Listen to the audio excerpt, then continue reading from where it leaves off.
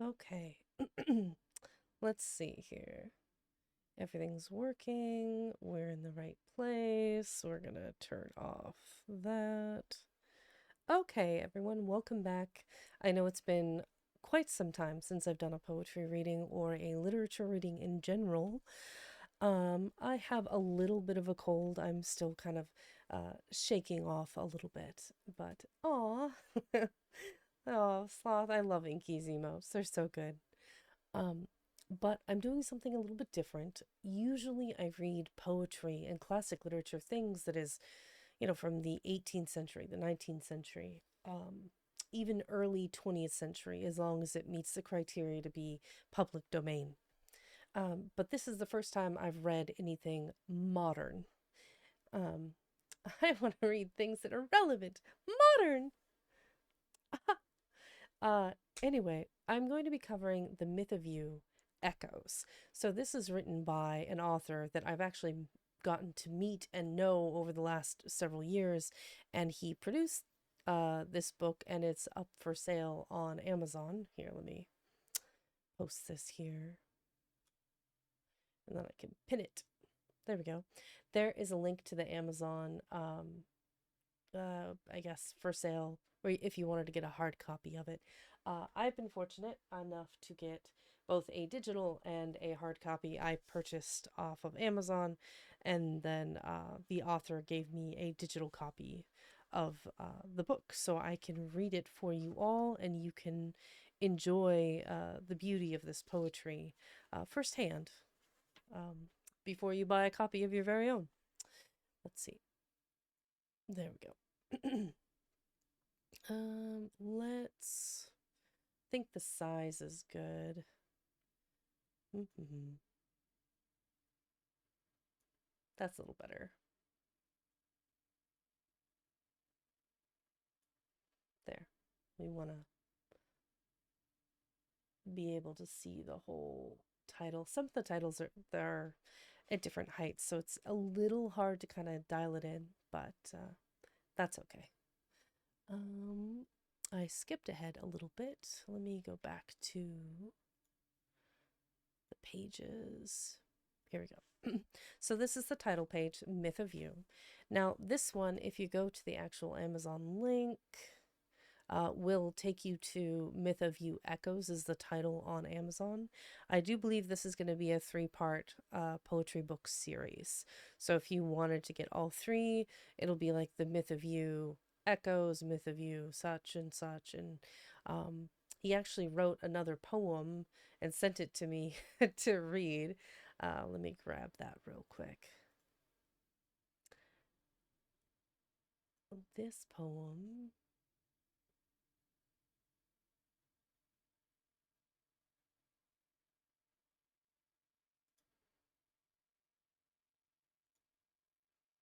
was open link. So I don't have a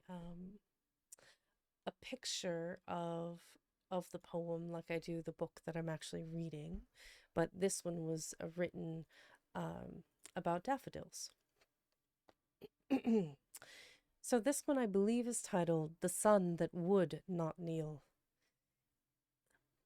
Beneath a sky stitched with tattered gray, you rise, a golden blade against the wind. No trembling, no yielding, only being. Not mere bloom, but a banner, not a petal, but a prophecy.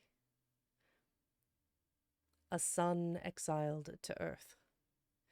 Once the frost gnawed at your root, once the dark pressed its weight upon you, whispering, "Stay down." Yet here you stand, tall as a clarion note, bright as a vow, your throat flared in unsung defiance. The world forgets what the soil remembers, that light is not given but seized.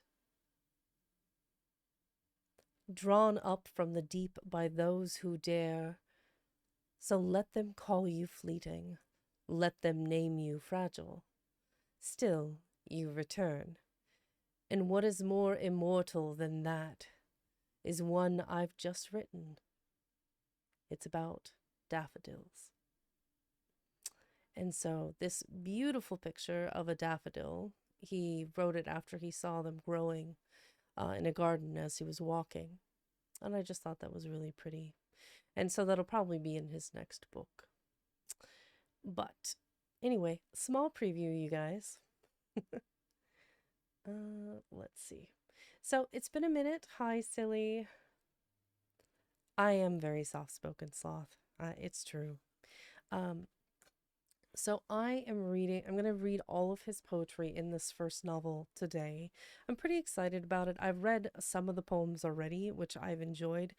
He did ask that I read all of them and tell him which was my favorite, which I'll probably do today. Thus far, just reading some of his poetry, it kind of reminds me of Byron in some ways, just like the natural elements. Um, it's just beautiful. He's got a really nice way with words. So anyway, put down my hard copy of the novel and we'll read. Let's see. So, The Myth of You. This book is Echoes. Created, written, and designed by Sonny Smith. Copyright this year. He just released it, I believe, a month ago. And then the art and the cover design were done by an artist in the UK. He doesn't give citation here, but I'm sure they know better than I. But there are a total of 7 sections in this poetry book. The Weight of Time, The Self That Never Was, The Era of Distraction, The Fear of Suffering, The Tyranny of Memory, The Lost Rituals, and finally, Death, Rebirth, and Legacy.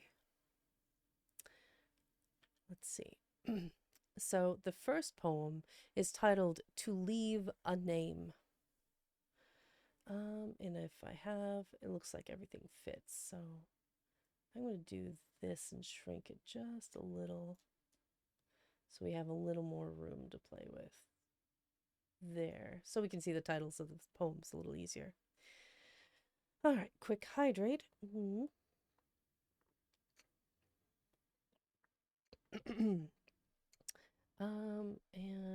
if I had $1 million, I'd buy you a house. All right. So this first poem in The Weight of Time. To leave a name. O time, thou tyrant vast and blind, thy hands unmake both king and knave. Thy breath is dust, thy voice is wind, thy throne a nameless grave. I struck my name in iron fire, that stone might speak when I am gone. Yet stone will crack and fire will die, and all men fade to dawn. Where are they now? Where now are they? The lords of old, whose banners split the sky. Their thrones are ash, their halls are cold, their names but whispers dry. The hand that forged 1,000 wars, the voice that bent the sea. Forgotten all, as lightless stars that burned and ceased to be. What is a name but fleeting breath upon the lips of fate? A shadow cast upon the tide, a word time will abate. Yet who shall silence fire and wind? What grave shall chain the sea? Oblivion calls, yet I remain, for none shall bury me. Yeah, I think he's onto something there. I'm not surprised. He's really got away with words here. I really liked how he did this. Oh, look at that! Spam! It's spam. Ah, gotta love it when Siri bot does the job for you before your mods have to do anything. Genius. Mwah. Thank you, Siri. Dobie! Hey, welcome in.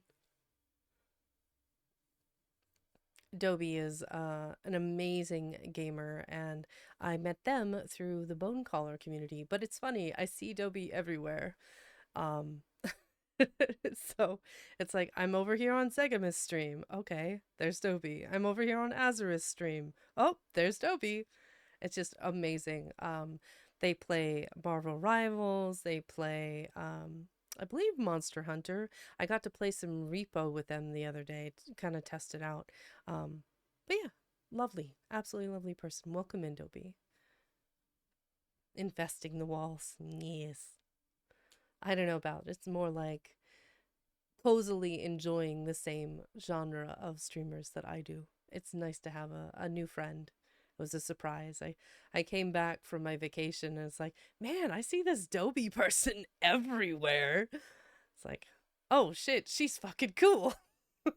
We are an infestation. Yes. Well, maybe the repo's an infestation. I wonder how long it'll last. It's been entertaining though. I've really enjoyed watching people play it. And I really enjoyed playing it too. Let's see. The next poem is titled The Buried Ages.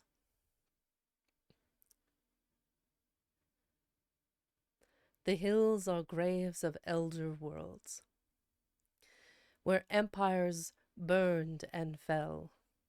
Their citadels, once crowned in gold, lie sunken, mute, and still. Beneath the plough, the road, the stone, the bones of kings remain, yet none recall their vanished thrones, nor whisper forth their names.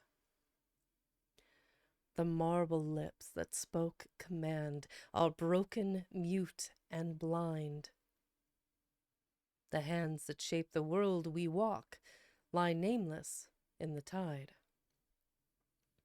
Yet, still, we build as they have built, and carve our names in clay, as though the earth shall spare our works, or time might turn away. It occurs to me, I don't think I have my captions on. Bow, bow, bow, bow, bow. Feels good. Nee, nee, nee, nee, nee, nee, nee.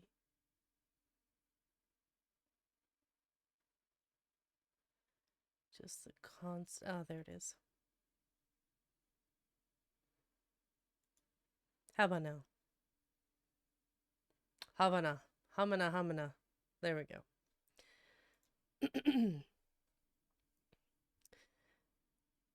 But time does not erase. It bends, it folds, it sways. It lifts the dead upon its tide and calls them forth in waves. For though the stone forgets the hand, the wind remembers well. And though the book may fade to dust, the tale still finds its spell.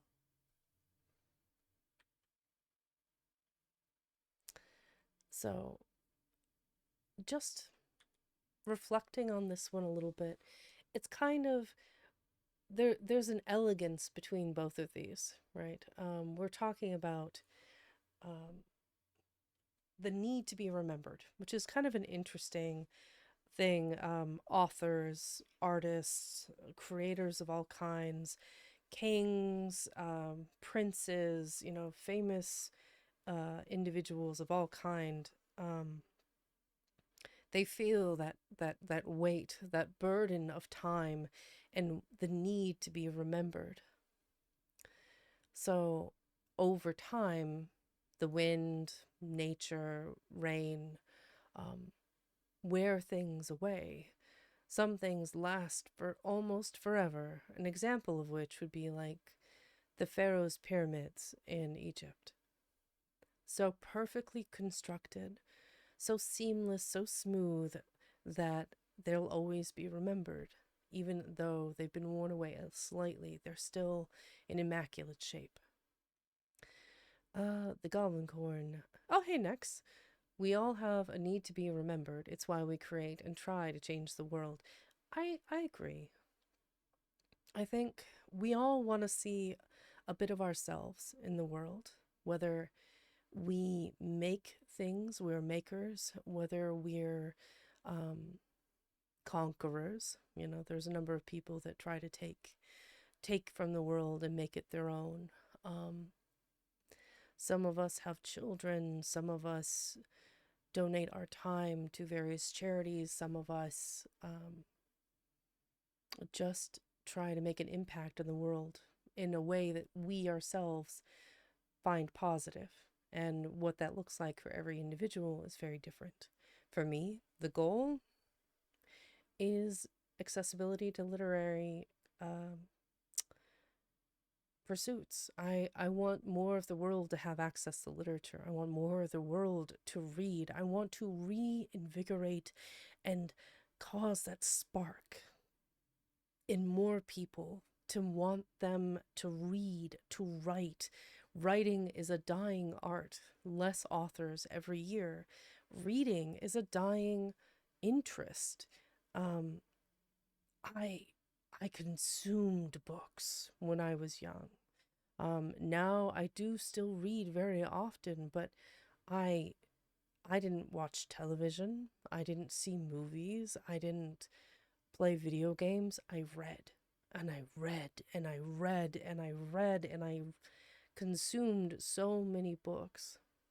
And now my weight of time is the need to leave a lasting mark on humanity. I want more people to find their joy in literature, whether it's fiction, whether it's biography. Um, if you want to read nonfiction, if you want to read fiction of any kind, poetry, epics, if you even the lyrics, like lyrical poetry, is the lyrics in every song, right? They don't have to rhyme, but the things that are put down to music are oftentimes lyrical poetry, as an example. Um, Whatever it is that causes people to read. All right. So we've read the first two. Then let's go ahead and read the next two and reflect a little bit more. Um,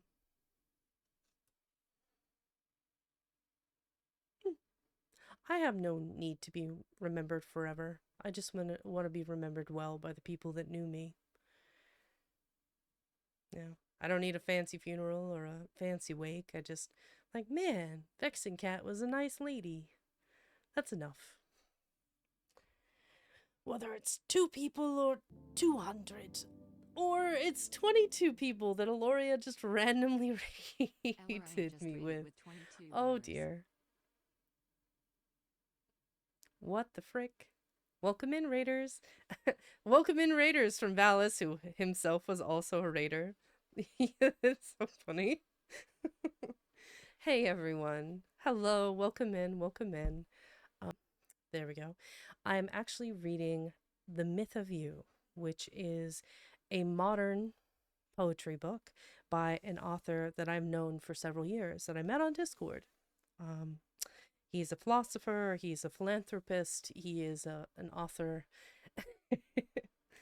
You need to shower and food. I'm gonna lurk for a bit. Oh, that's wonderful. Well, Raiders, if this is your first time here, I hope you enjoy. I have kind of a soft spoken voice. I have been a little bit sick, but I am recovering. I went on a long vacation in Japan and I came back and was immediately sick. So I've been recovering from that. But we've read the first two poems. We are in section one, The Weight of Time. And we will continue with the next poem here, which is The Silence of Kings. The throne stands empty, cold with dust.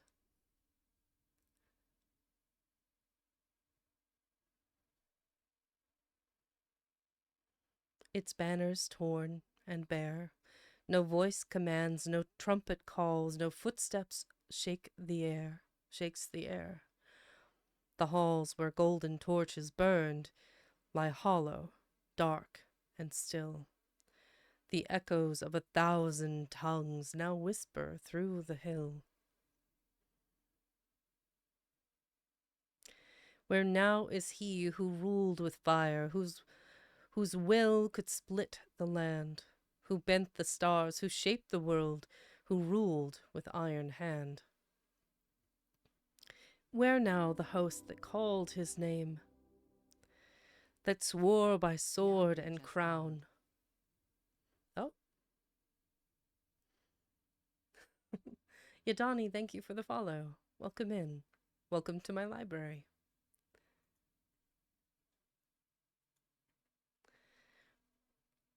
Where now the host that called his name, that swore by sword and crown? Where now the legions clad in steel, who feared no foe nor frown? The wind has claimed his marble halls. The sea has kissed his gate. The dust of men, the dust of gods, both answer time the same.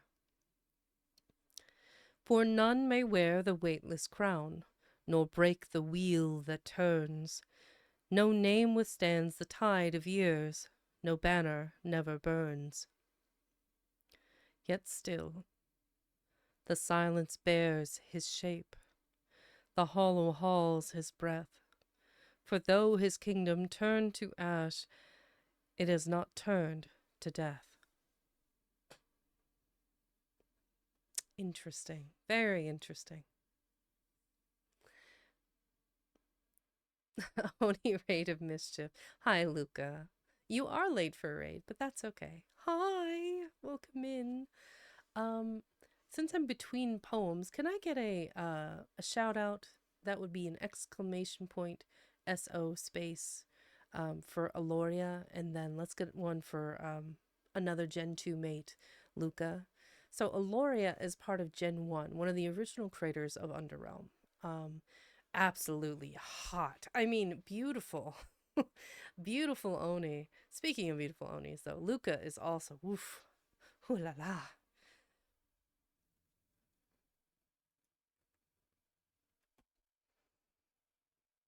The scrolls were set in golden halls, the words like flame on stone. The sages wrote in careful hands, their wisdom sharp as bone. Yet where are now their careful lines, their truths in ink and fire? What hand has kept their hollowed script? What voice still sings their choir? The flame they fed has long burned low, the embers lost in night. Their parchments turned to drifting ash, their tomes to fading light. The scribes who shaped the mind of men, who bound the stars in rhyme, are nameless dust, their wisdom drowned beneath the tide of time. For even thought, though cast in steel, may break and fade away, and even stone, though carved with truth, may crumble to decay. Yet somewhere still a single spark lies sleeping in the dark, a word unspoken, half remembered, still waits to leave its mark. Lovely. If you're not already following Luca Nasu, I would recommend it. She also is a purple goily, as we like to call them, another Oni. She is a variety streamer, primarily leans into the horror based, but she does a bunch of collabs, works with a bunch of different creators. I have yet to not have a good time hanging out with Luca. All of her streams are lovely, funny, enjoyable. Aw, thank you for the head pats. Um, just an all around, she's a great gal, and I really like her. So you guys should check her out. If you're not already following, give her a follow. All right, let's see where I flatter where flattery is due, Miss Ma'am. Let's see. We are on to the gods that withered. No, you. No, you. This is like that Spider-Man pointing situation. The gods that withered. They built their temples black with fire, their altars wreathed in gold, their priests intoned in tongues of stone, their hymns in thunder rolled. They swore the heavens bore their mark, the stars had learned their name. They swore no age would see them fall, no dust would dull their flame. Yet, where is now the storm-crowned god, whose voice split sea from land, where now the sun-born prophet's word, once writ by sacred hand? The pillars fall, the censer breaks, the idols bow to dust. No voice replies, no hand defends. The sky is mute with rust. Their names lie buried in the sand, their thrones beneath the sea. No empire bends the knee to them, no choir calls them free. For time unmakes both man and God, both flesh and spirit fade. No prayer withstands the weight of years, nor faith the spade and blade. Yet still, beneath the temple's bones, where shattered marbles lie, some echo stirs within the stone, a name that will not die. Ooh, chills on that one. I like that one a lot. Next up, we have What the Ruins Remember. The halls are hollow, veiled in dust, the pillars cracked and bare. No hand remains to light the fire, no voice to lift the prayer. Yet still the marble hums with sound, a whisper in the stone, a murmur not of men who live, but those who died alone. The broken walls, the shattered gates, have long outlived their lords.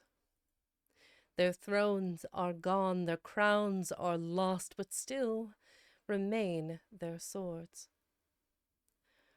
For time may grind the name to ash, may bleach the banner pale, may bury towers in the sea and drown the poet's tale. Yet in the quiet of the dust, when all has turned to gray, some footfall stirs, some echo sighs, some word still finds its way.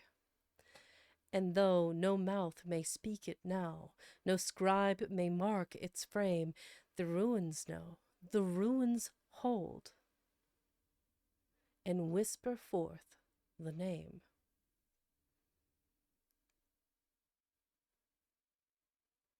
Oh yeah, that one's really good. I like that one too. So again, we are in the wait of time. Yo, it's King Azareth! You guys, can I get a shouty for Az, please? King Azareth is another amazing streamer that I watch in the late hours of the evening. He is a king, the man, a myth, a legend. He is an amazing streamer. You guys should check him out.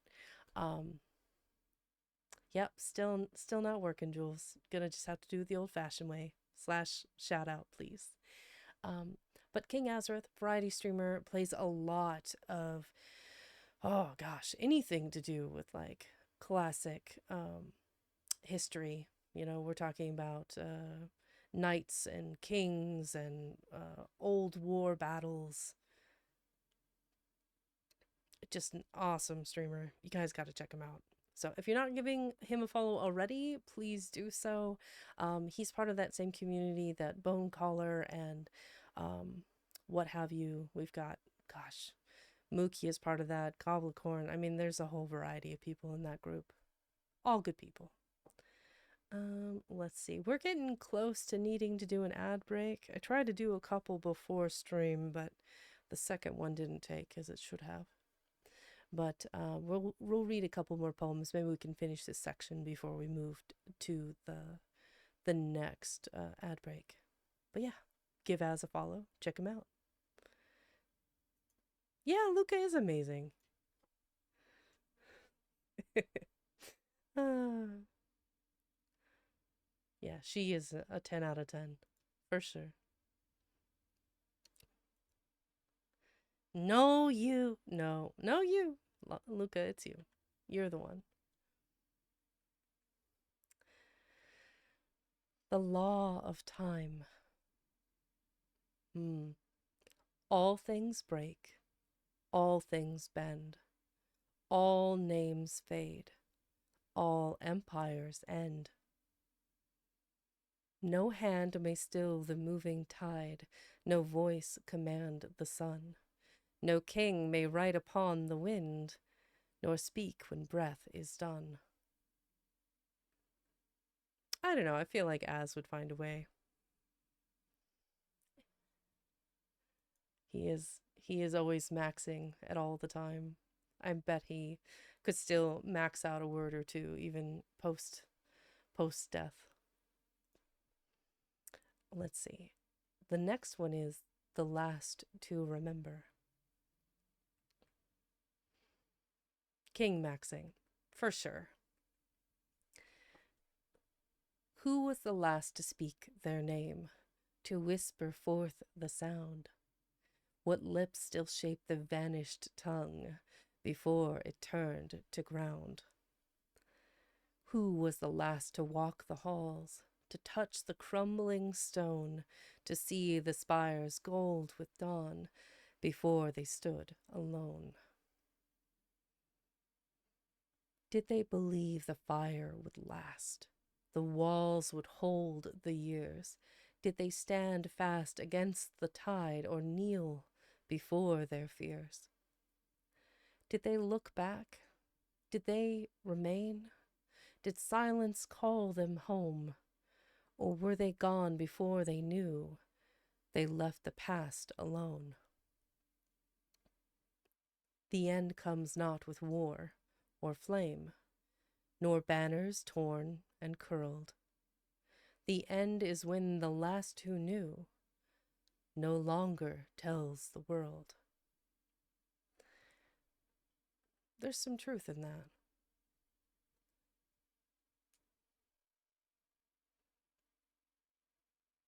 Our stories, who we were, what legends we are, in our own minds or in the minds of our loved ones or our friends, remain as long as they are told. Every story that is written and retold, every epic, every poem, every classic literature, every modern day story, biography, everything that lasts only lasts as long as there is evidence of it. Whether it's a physical copy of a book or whether it's a digital file on a laptop somewhere. It only exists if people can perceive it. Which is why digital libraries are slightly frightening, but they're a necessary evil for accessibility. So be sure to check out your local library and read a book once in a while. Let's see, we've got one more, and this is titled after the chapter, The Weight of Time, and after that, we'll go on an ad break. And true, I do be doing whatever I want. It's good to be the king, as they say. So, I am unsurprised by this, as you are a truly noble king and in charge of an amazing stream. Let's see. The weight of time. Time does not ask. Time does not wait. Time does not answer when you beg it to stay. It does not hear, it does not weep, it does not turn for the dying or the king. It is the sea upon the shore, the wind that grinds the stone. It does not kill, but it buries all. Yep, you can definitely tell that Sonny is a bit of a philosopher. I honestly think most of the best poets are, but yeah, this has been a pretty good first chapter. So let's go ahead and go on a quick ad break, and I can grab my water bottle, which I left in the other room. And then I'll have coffee and water, and I'll be all set. So I will be right back after a 3-minute ad break, you guys. So hang tight, hang loose, whatever you want to do, and I'll see you in a sec. Boop-a-doo. Burb.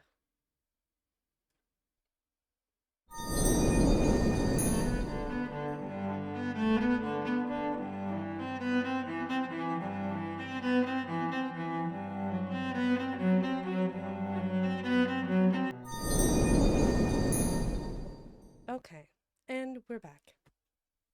Hello, everyone. Welcome back. I am going to continue where we left off. We're in part 2, The Self That Never Was. And I'm going to drink a little bit of water while I'm at it. Your streamer, eh? Alright. Fair enough, Az. Can somebody be somebody's Oshi if they're their Oshi? Like Azareth, Bonecaller, Sino, Luca, Eloria. I have people that I admire and I would love to emulate. But like I don't have the skill or the energy to do what they do. I can only provide and do what I do, which is read and provide a soothing, calming influence in a chaotic sea of joy and laughter. All right, we are on to part 2, A Face in the Glass. True, potentially. That's fair. Okay, Az. Okay.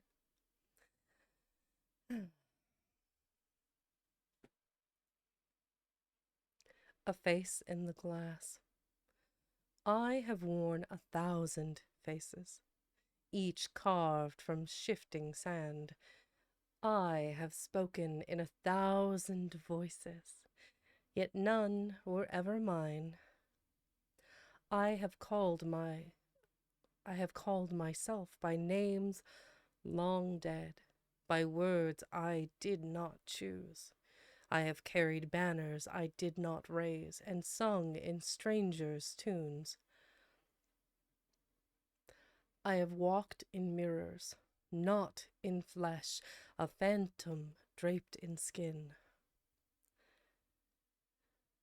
I have whispered truths I did not know and wore them as my own. And when I look upon the glass, what face is it I see? A mask that shifts, a shape undone, a self that is not me. Interesting. So I wonder if that's from the perspective of the reflection in the mirror, quite literally. Maybe something deeper to be said. The names they gave me.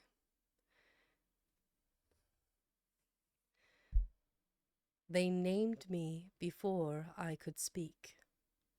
They shaped my hands before I could raise them. They cast my shadow long before I had learned to stand within it. I was given names like chains, son, student, stranger, man. Each link a word I never chose, a title for every breath I took, a weight for every step. Tell me, where am I beneath their words? I turn. An echo. I open my mouth. Their voices. When I speak, is it truly my tongue, or is it theirs?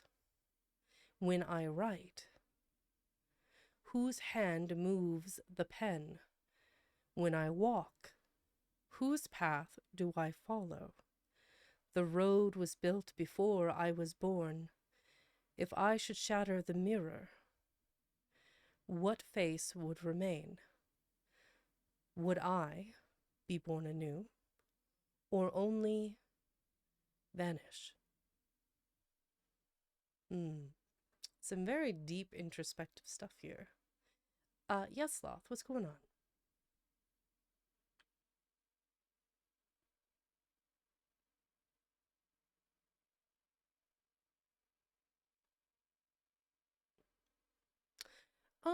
That's a complicated that I parts of the story of the Great Gatsby are good. There's a bit of rampant misogyny that I like less, but I do think there was an amazing story.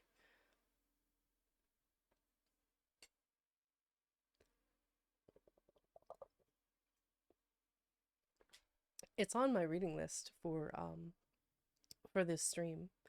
One of these days, it's gonna be. I have a few things. So the Count of Monte Cristo will be a big one. Um, I have. What's the other one? I mean, you just have to take the wheat from the chaff, right? Like the good with the bad. Oh, no. No, it's okay. We're between poems. It's fine, Sloth. Let's see. We're on to The Mask, which, with the two kind of mirror, like, who am I, but what they have made me perspectives. This is kind of a follow through with that, which explains the title of the chapter, honestly.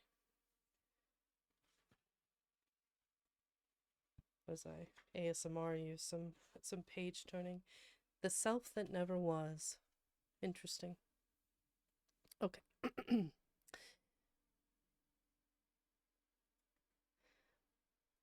The mask. I step into the light. The mask fits well. I smile. It tightens. I think, how am I going to read this? I feel light and then angry, maybe growly. That might be the nice little back and forth there. I step into the light. The mask fits well. I smile. It tightens. I speak. It moves with me, molding each syllable into something clean, controlled, acceptable. They nod. They listen. They believe. So I exist. A hand gestures precise, a laugh measured, a silence just long enough to mean something, but not long enough to betray anything. This is how it must be. This is how it has always been. And yet, something shifts.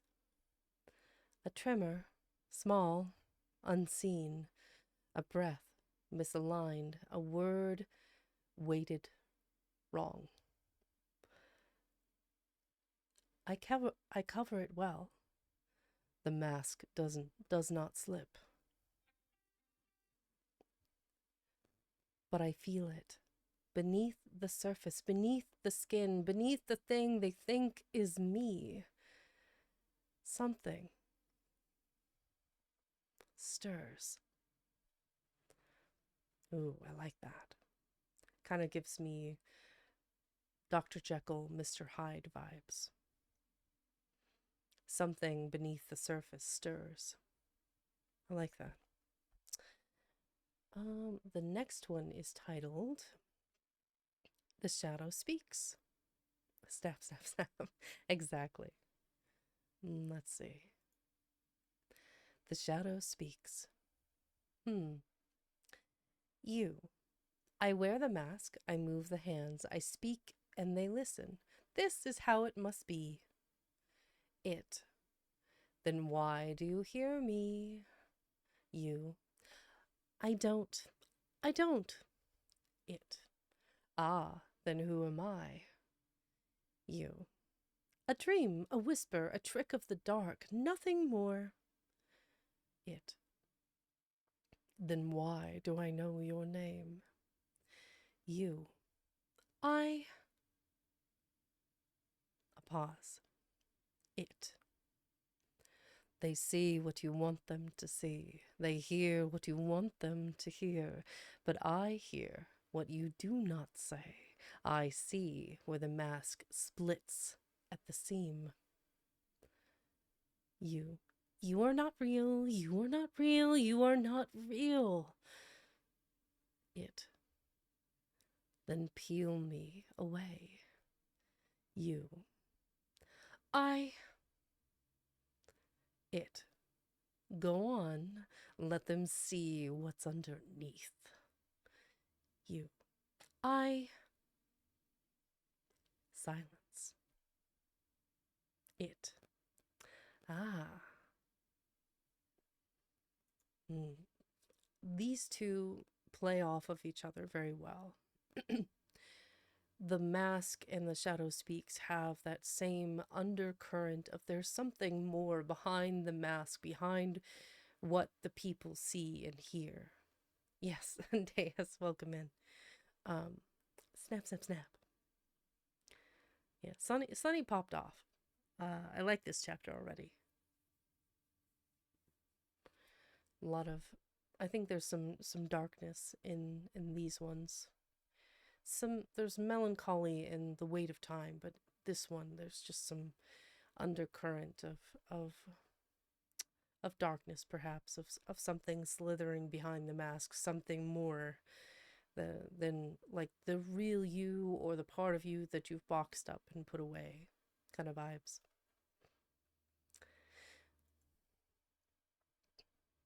The last performance. The curtain rises. The mask is already in place.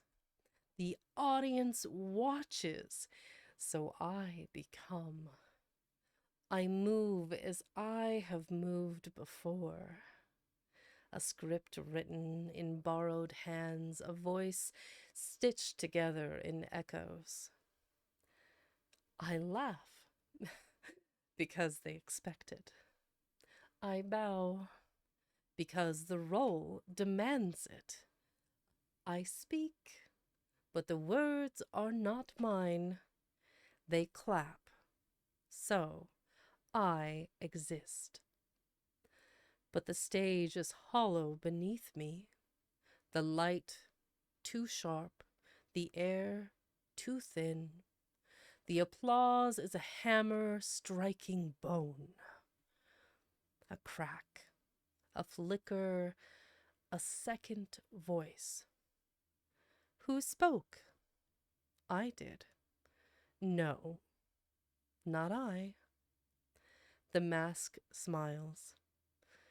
But I did not move. The mask speaks. But I did not breathe. The mask turns to face me. And I am still standing where I was. That's an interesting idea.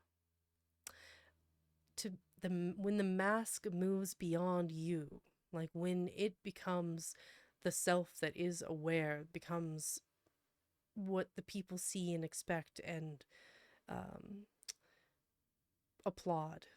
And you leave that last little spark of what makes you you behind to fully take up the mask. I think that's when acting and actors on the stage lose their spark. They become pantomimes of what they were. It's an interesting idea. I feel like Fallen, speaking of Fallen, can I get a shout out for Fallen when somebody has a chance? Fallen rated a little while ago. And he is Fallen Thespian is an actor, and he knows the trials and tribulations of the stage probably better than anyone else I know.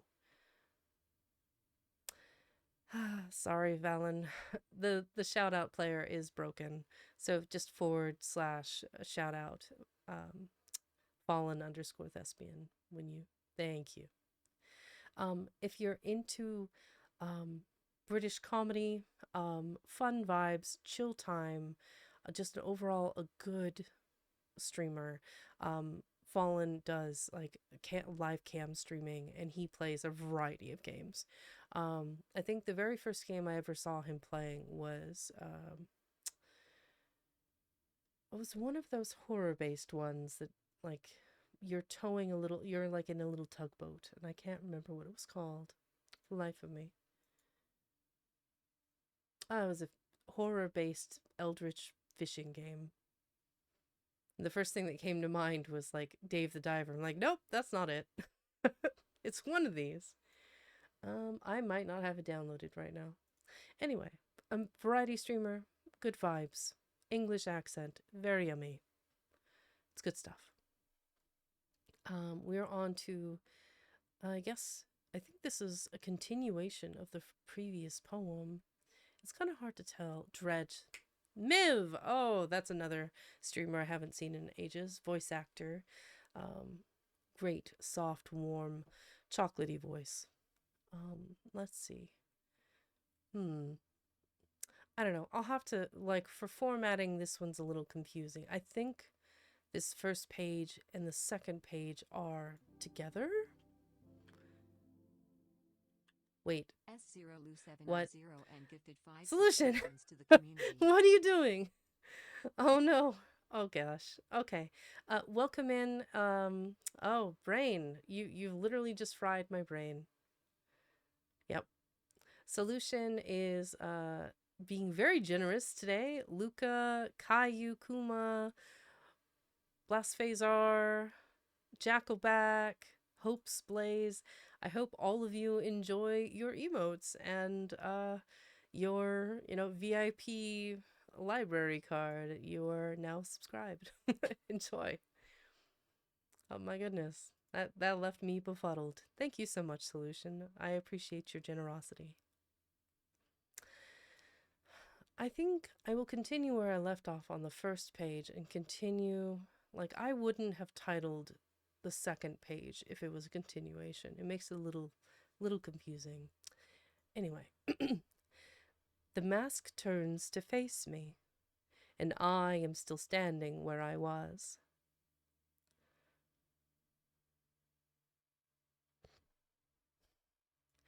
The VIP section of the library sloth has some very high quality emotes.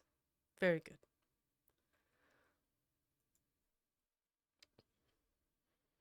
The audience does not see. Or do they? I reach to pull it away, but it clings, skin to skin, a thing with weight, with breath, with hunger.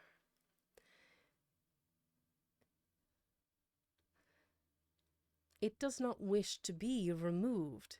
It whispers my name in a voice I do not recognize. I tear. I rip. I claw. Beneath the mask is another. Beneath that, another still. Beneath that, laughter. And it is not mine. The curtain falls, the audience stands, they are clapping, they are waiting for me. For the mask? for the thing that wears us both. So where do we go from here? Yeah, that one's a heavy one. I think from start to finish, like when you have moved beyond yourself, when the thing that is pulling all of the strings is in charge and you are being left behind and you lose that humanity, that spark, that thing that makes you move with grace and beauty upon the stage, and you become a puppet of what you once were. That's some heavy stuff there. Thank you for the gifted subs and the giant emotes solution. You're being very generous today. I appreciate it. Let's see. The Hollow Man's Song. The curtain fell, the house was bare. The echo swam in silent air. The hands to hold, no hands to hold, no voice to call, no self remained, if self at all. The mask was worn. Oh my goodness. Hi, Win Tucker. Haven't seen you in a minute.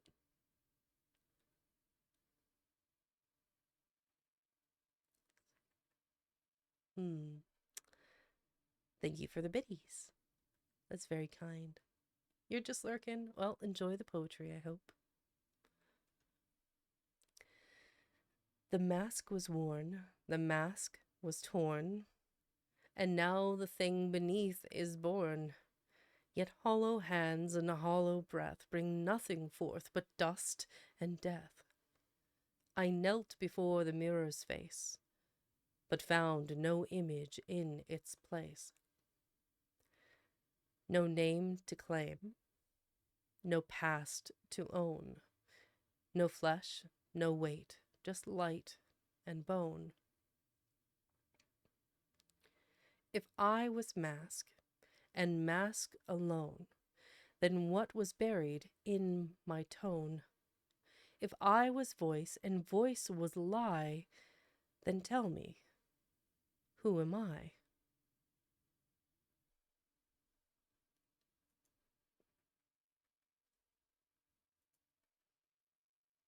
Oh man. Thank you for the subs and the bits and everything else, you guys. You were so kind.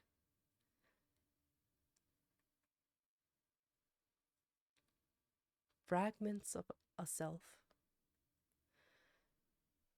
Fragments of a Self. What an interesting title. I was, I think, something once. Mm.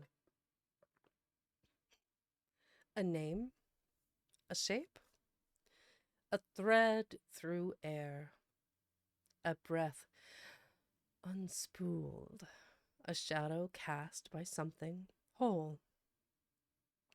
No, wait, not whole, never whole, only stitched, only borrowed, only echoes, learning to stand.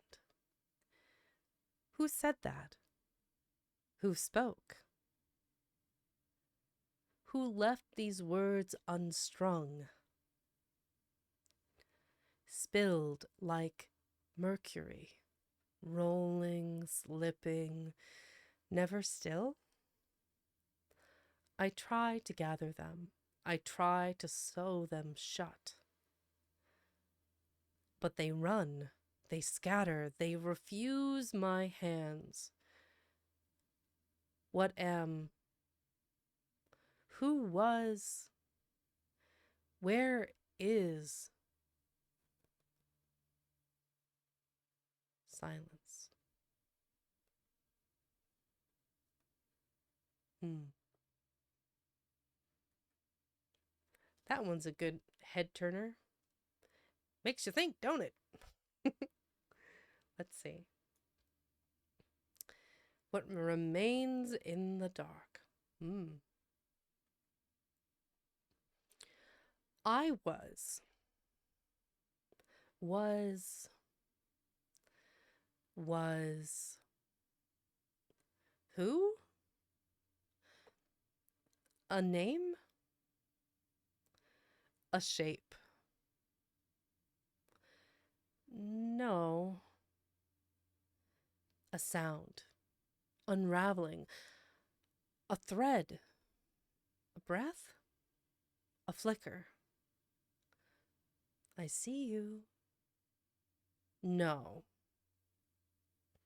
No. Who speaks? I do. Not. Not me. Not yet. A step. Not mine. A voice. Not mine. A laugh? You know me. No. No. No. A hand through the dark. A whisper inside my ribs. A mouth speaking my name. My name. Not yours, not yours, not yours. I open my eyes, and they are not mine. Oof. He's really going hard in the paint on these like, what was, what is. This poem is me hungover after a bad high. These are not my eyes. I don't know. I don't feel my limbs. That's a different spin on it, Tucker. But yeah, be sure to hydrate, folks. Mm. Always a good idea. The name I spoke. I speak my name. I shape it clean. I carve it deep where none have seen. I trace the letters, firm and slow. This is my body. This I know. I count my ribs. I mark my skin. I say, I end where I begin. I am not shadow. I am not mask. I am not voice in air unasked. I plant my feet. I stake my claim. I set the boundary with my name. I speak and hear it. I breathe and own it. I reach. Silence. The shape dissolves. The line unforms. The name I spoke was never mine. It's an interesting idea. I'll have to share this poem. This one in particular, I think, would resonate well with those that are still figuring out who they are.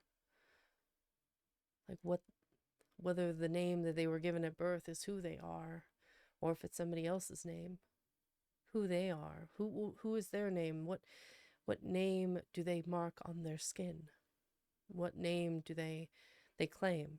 I like that.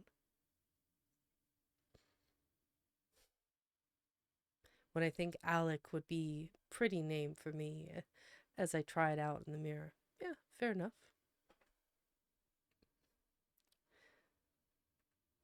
Hmm. Boop. Next one. The name myself. Me, myself, and I.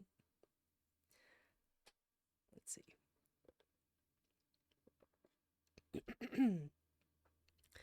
The name myself. I name myself. I shape the sound. I carve it deep to tethered ground. Each letter holds, each vowel stays. I bind them tight in measured phrase. Yet something slips.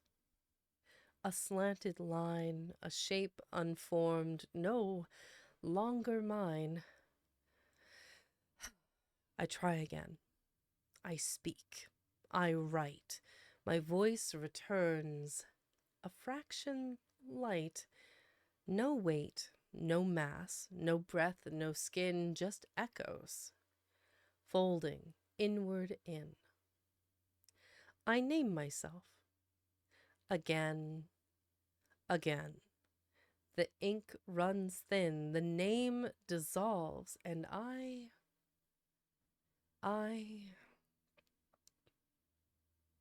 Who? It's interesting, this whole chapter has that kind of de evolution of self, like disillusion of who you view as who you are, the separation of self, of how others perceive you and how you perceive yourself.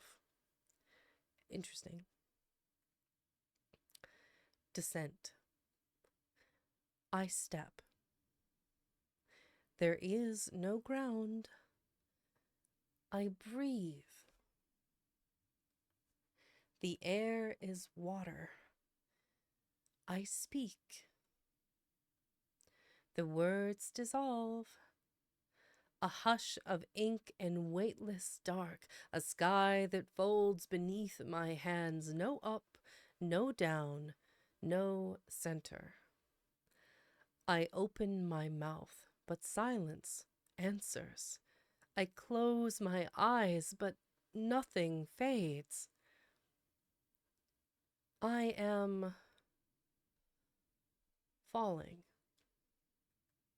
Hmm.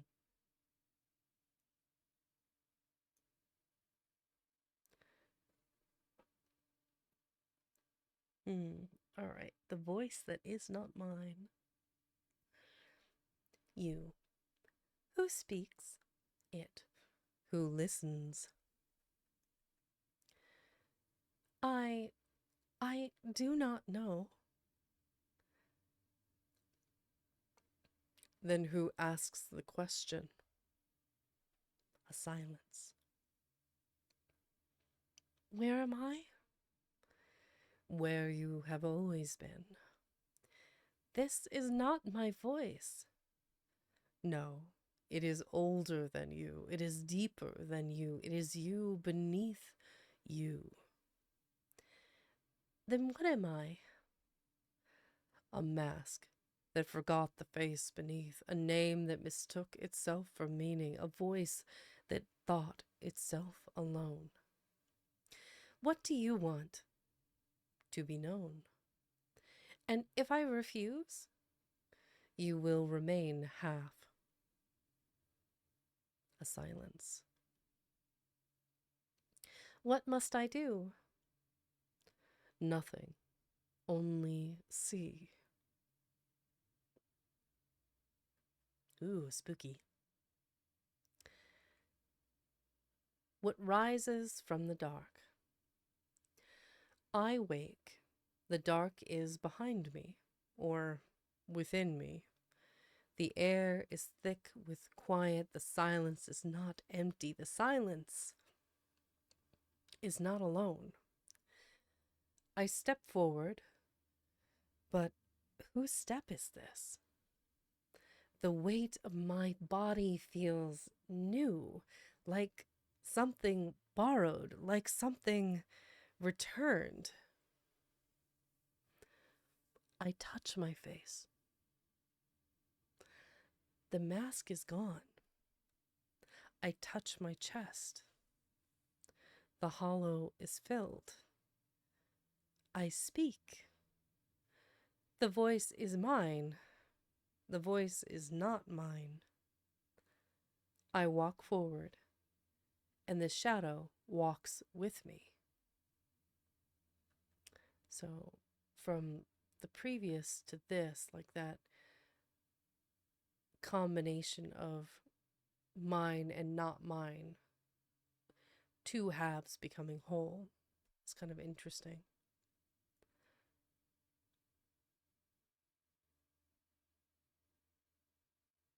and the evolution within this chapter of like full separation of self to recognition of that separateness to deciding what to do with that that other self, that's the inner self or the outer self. Interesting through the whole chapter. All right. We're on to the error, error, as as Kanarashi would say, error. The era of distraction. Let's see. The feed. I scroll, I scroll, I scroll. The world filtered in pixels, in frames that flicker, in voices that speak before I can think. Click, swipe, next. A face, a joke, a war. A laugh, a dance, a death. Click, swipe, next. The screen hums soft as breath. The light is warm against my skin. I do not move. I do not blink. The feed moves, and I move with it. The feed, aka doom scrolling at me, 2 a.m. Doop, doop, doop, through TikTok, Twitter, Blue Sky, social media, all that jazz. A laugh, a dance, a death. A face, a joke, a war. Click, swipe, next, scroll, scroll, scroll. Yep, if I was gonna call anything modern, this is the one.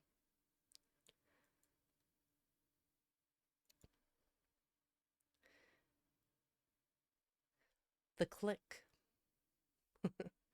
I'm beginning to see a theme in this chapter. Click. I decide. But do I? Click. I vote. But what was counted? Click. I like. But what changed? Click, click, click. A choice between doors that lead to the same room. A game where every move was made for me. My finger moves, the machine exhales. I do not need to think. I do not need to speak. I do not need to be. I click, and that is enough.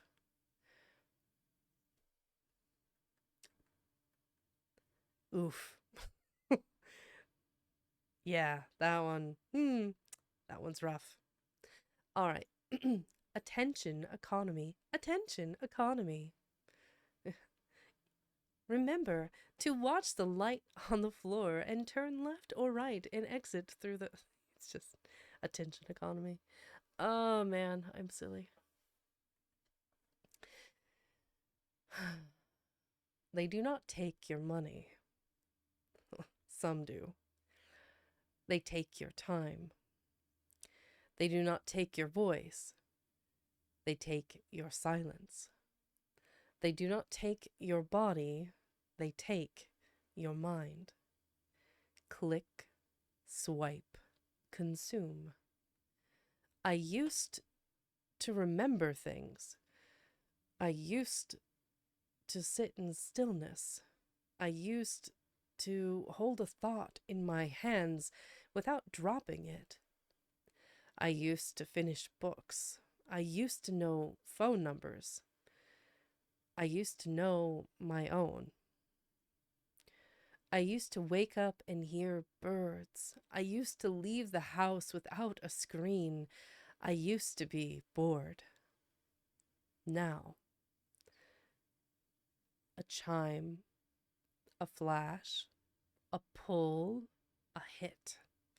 1,000 hands inside my head, 1,000 voices saying, "Look here, no, here, no, here." And when someone speaks, I flinch, I recoil, I resent the interruption. How dare they pull me from the stream? How dare they remind me I am here? I used to. I tried to. I need to. I'll check first. Oof. Man.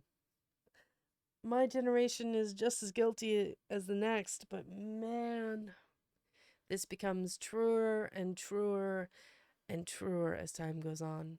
Also, hey Monoma, welcome in. Um, yeah, attention economy. I'm not gonna say that one's my favorite quite yet, but that one's probably easily top 3 or 4. Easy. Um, it's also just a little too close to home. That's probably why it's so relatable. Mm. Ooh, I love the title. Disposable gods. Hmm. We gather, veiled in blue lit glow, palms upturned in mirrored hands. The screen is our altar, the feed is our prayer. We chant in clicks, we kneel in views. O great and golden chosen ones, grant us your light, your face, your fame. Let us bask beneath your gaze. Make us whole, or make us same. We carve your name in shifting stone. We etch your face in pixel flame. We burn. We bow. We bless. We buy. We call them gods. But gods do not fade. The tide takes back what it has given. The names are dust before they settle. The faces blur before we learn them. They rise. They reign. They rot. We watch. Their voices echo in empty halls, their crowns dissolve in open hands, and still we gather, veiled in blue lit glow, palms upturned in mirrored hands. The screen is our altar, the feed is our prayer. We chant, we kneel, we wait for the next. Yep, there's a little bit of too much reality in this chapter. I'm just saying. These poems hit a little hard. They're good, though. Really good. I love the title of this one, Disposable Gods. I think that's true, right? Like, um, we, so many of our gods, quote unquote, our idols, our Oshi, the people that we admire the most, they rise and like a phoenix flaming out, they fall. It could be Instagram, it could be TikTok, it can be YouTube, it can be Twitch. How many streamers have, retired, or what's the word, graduated? How many streamers on YouTube have given up the ghost on what they loved and moved on to something else? Because there's not enough views, there's not enough likes, there's not enough followers, there's not enough money, there's not enough this or that or whatever. I remember when YouTube first started. I remember when all of those kids around me were like, I want to be a YouTuber.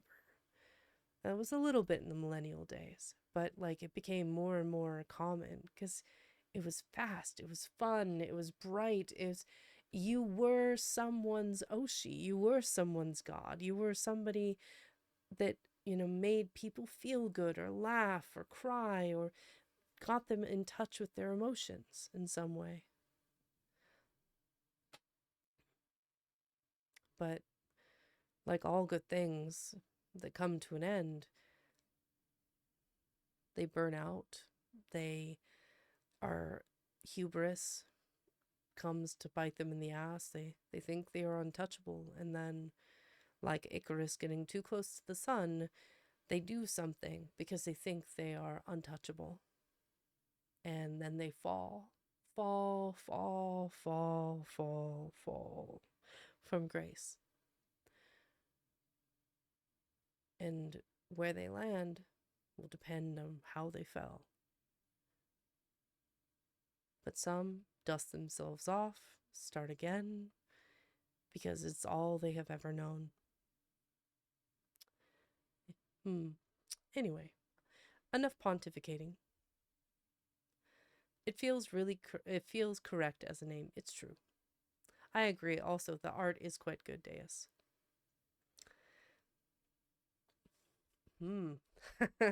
Okay, here we go. What we call pleasure. Where am I getting? Okay. The wine is poured, but never from the vine. A crimson spill from vats of stainless steel. No sun has kissed the fruit, no hands have plucked, yet still it sways and stains the tongue with fire. The fingers trace, but never truly grip, just silhouettes of touch on mirrored skin. A whisper hums electric in the air, a breath that's warmed, but never holds its heat. The bodies twist like echoes caught in glass. Reflections dancing, bending to the light. The music swells, a symphony of pulse, but every note was set before it played. We feast on sweetness bred to fade too soon, on nectar spun in labs to tease the tongue. The hunger swells beneath each sugared thrill, yet what we crave dissolves before it forms. Again, again. We beg, we bite, we burn. But pleasure pales before it can be named. The night recedes, the body comes to rest, and morning hums with longing raw and bare.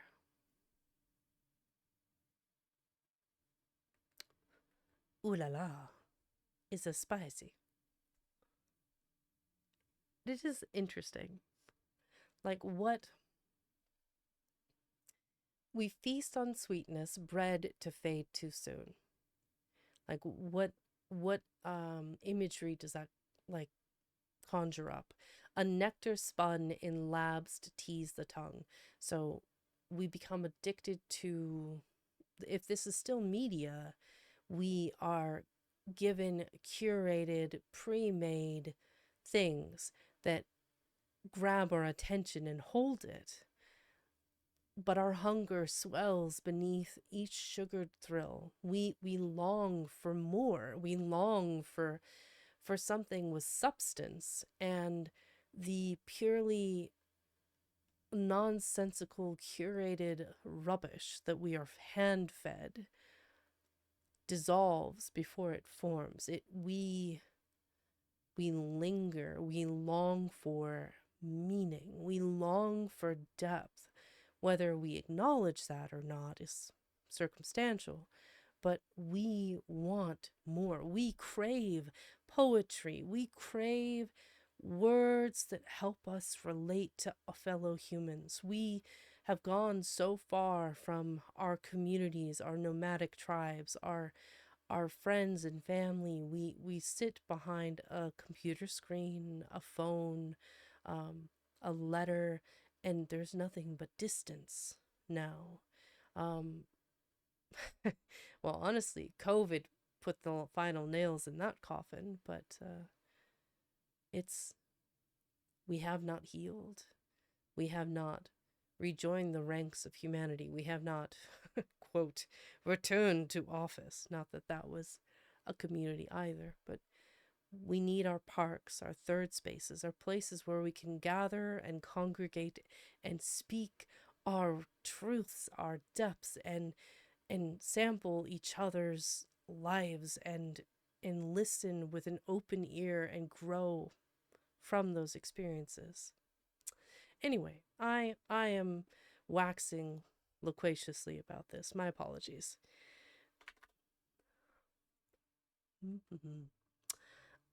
We're about 10 minutes from a break. Let's see if we can finish this chapter. Wax on, wax on, wax off. Wax off. No more wax. Let's see if we can get through the rest of this chapter. How many more? 1, 2, 3. Okay, so this is 1 poem, 2 poems, 3 poems, 4. So there's a few. We'll see if we can get through these. I don't think so, but we shall try. I have a couple of snoozes we can employ. Remember to hydrate.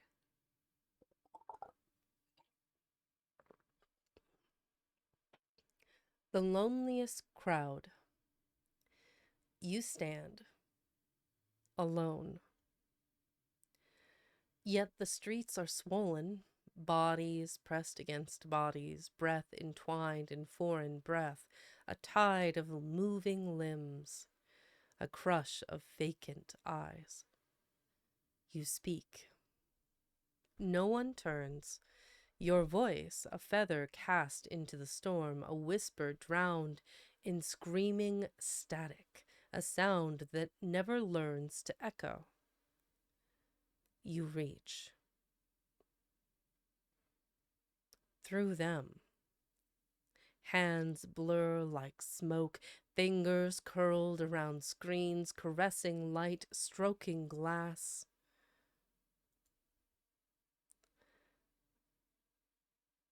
Worshipping ghosts they will never touch. You scream. They do not flinch, they do not blink, they do not move for you. The city heaves, and still you are not there. A man laughs, but his mouth is wrong, too wide, too bright, his teeth a gleaming cage. A woman weeps, but watches as she cries, fixing the tear with practiced ease, a sorrow worn like silk. A child stares, not at you, never at you, but at the mirrored tide of faces, waiting for her reflection to blink. You turn. Everywhere, faces. Plastered, painted, frozen, unmoving beneath the hum of neon. You run. But the walls are mirrors. The doors are screens. The sky is a ceiling of humming glass. You scream.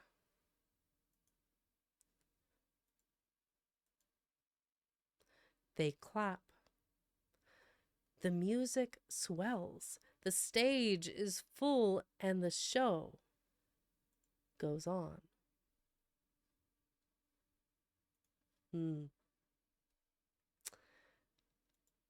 Things to make you think.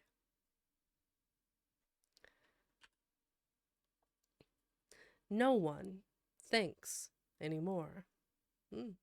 Interesting title. The show must go on. Yeah. No one thinks anymore. I used to think, I think, I thought, I thunk, I thunk. Ah, I love how the translator is trying to come up with that word because thunk is not a word. Or is it? I thunk. Wait, did I read that somewhere? I should Google it. Wait, I should ask ChatGPT. Wait, I should check if someone tweeted about it. Wait, I should see if there's a video essay explaining it, preferably in under 30 seconds. Wait, I should read the comments. They probably have the real answer. Wait, I should check if my opinion is still popular. Wouldn't want to be wrong in public. Wouldn't want to be cancelled. Wouldn't want to be thinking alone. Wait, I should post my own take. No, wait, that's exhausting. Wait, I should steal someone else's take. Yes, perfect. Shorten it, sharpen it, make it bite sized, make it viral, make it profitable, make it sound like I came up with it. Wait, did I?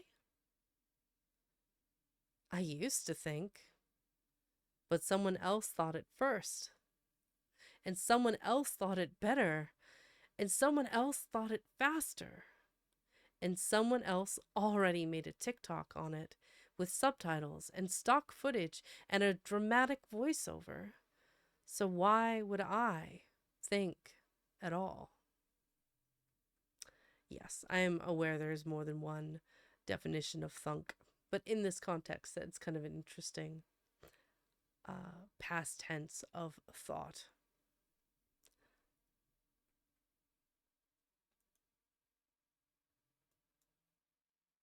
The echo chamber. Thinking is indeed a lot of energy. You were correct. Mm-hmm.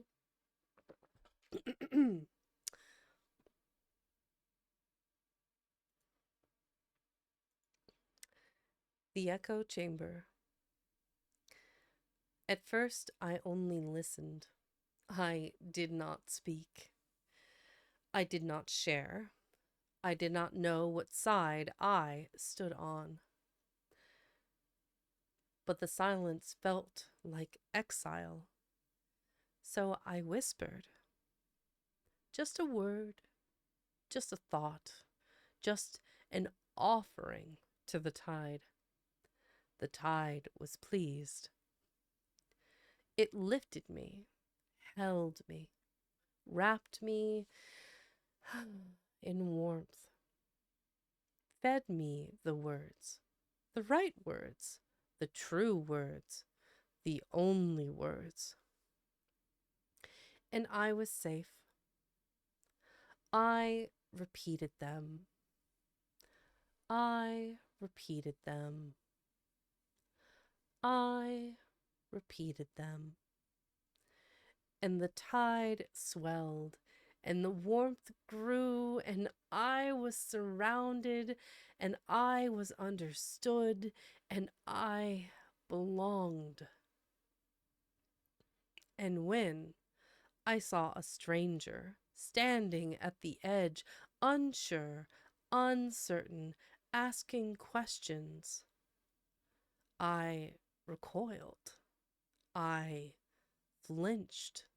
I remembered the cold of silence, the sting of exile, the fear of thinking alone. And so I whispered. Just a word, just a thought, just a warning to the tide. And the tide came for them, and the tide swallowed them, and the tide was pleased.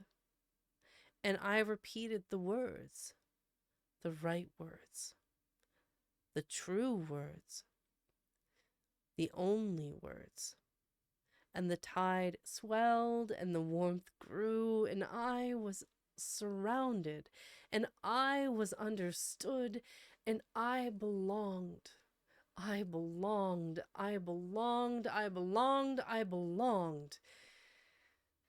And I was afraid.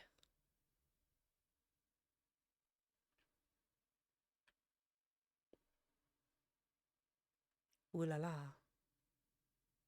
Enjoy your sub, Luca. I like the little book. He's very cute. Doom scrolling. Hmm. Doom scrolling. A fire. A war. A dress.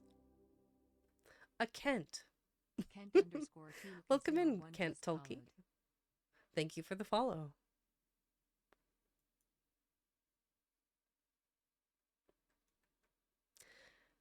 A fire. A war. A dress. A joke. Click. A death. A trend. Actually, will this make a satisfying click sound? It will.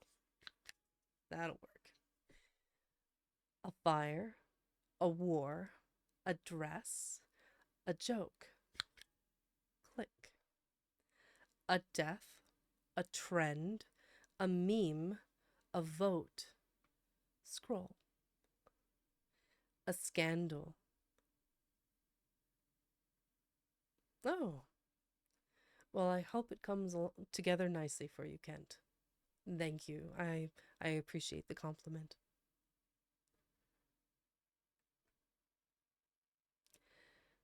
A scandal. A famine.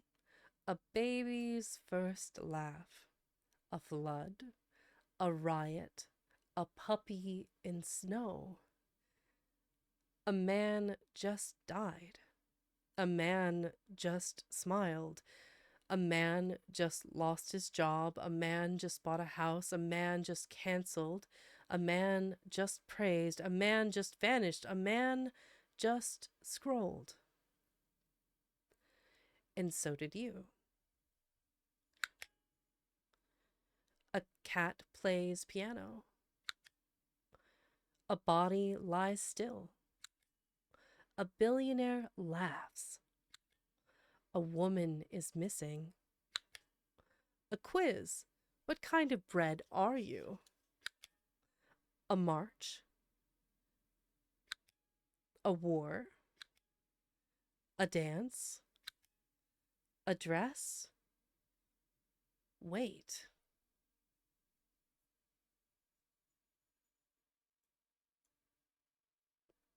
Ooh. I particularly liked, if I'll go back for a second, I liked this A Man Just Died, that whole section where it was all one after the next. Boom, boom, boom, boom, boom, boom, boom. Just scroll, scroll, scroll, scroll, scroll. As fast as your finger can push the content. It's interesting. The Death of Silence. That's not moody at all.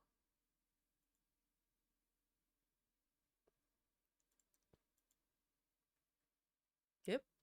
Yep, yep. No! Una más! All right, we're going to get these last two. That'll finish the chapter, and then we'll have to go on a quick ad break. We're over halfway through the book, just side note. And we're going to try and finish this today cuz I'd hate to like read 3 hours of or 4 hours of this and then just have a little bit left. So, we'll read the whole thing today. The Death of Silence. Ding! New message. Ding! New ad. Ding! New trend. Loud music swells. Here's how you'll get rich. Here's why you'll die alone. Here's what you missed. Bang! A headline flashes, a pop-up shouts, a voiceover booms, a light flickers. Listen. Click here. Buy now. Read this. Share that. Hurry. It's urgent. It's vital. It's breaking. Breaking news. Man screams in empty room. Wait. No. Sorry. Breaking news. Woman discovers meaning of life. Click for part 2. Wait. No. Sorry. Breaking news. You should really lose weight. Wait. Look here. No here. No here. A voice in my ear. You aren't happy. A whisper in my skull. But you could be. A hand on my shoulder. You need a legacy. The screen hums, the feed churns, the light burns, the music climbs. A deal you can't miss, a book you must read, a pill that will fix you, a body that will hold you. I blink. An ad slams against my ribs. Oh, an ad slams against my ribs. A voice hammers through my teeth. A headline sinks into my throat. Pay attention. I try to think. I try to breathe. The silence is gone. I turn the volume up. I open another tab. I let the music play. I scroll. I scroll. I scroll. The noise is me. I killed the silence. Oof. That one, like just the listen, click here, buy now. That like those ad after ad after ad filling you with all of these things. They're all curated, generated to push our agenda and grab our attention and pull us under the influence of whatever it is they're selling. Whether it's the media selling the story, whether it's the restaurant selling its food, it's the clothing designer selling this season's next top thing. These are words curated to grab our attention, to make us think, oh, this is new, this is good, this is what we're supposed to do and buy and have and wear and eat. But we don't research, we don't think, we don't take the time to enjoy the silence of, and then the echoes of our own thoughts give us our solutions. We just consume. This is like consumerism made manifest in poetry. It's really interesting. It is social media, it's consumerism, it is a, a, a poem that best describes what I feel like the media has been turned into and how we're consuming it. Anyway, I am out of snoozes and I need to go on a quick ad break, and then we'll continue where we left off with the next chapter, The Fear of Suffering Pain, when I come back. So hang tight, hang loose. We'll go on a 3-minute ad break, and when I come back, we'll start the next chapter. Alley-oop.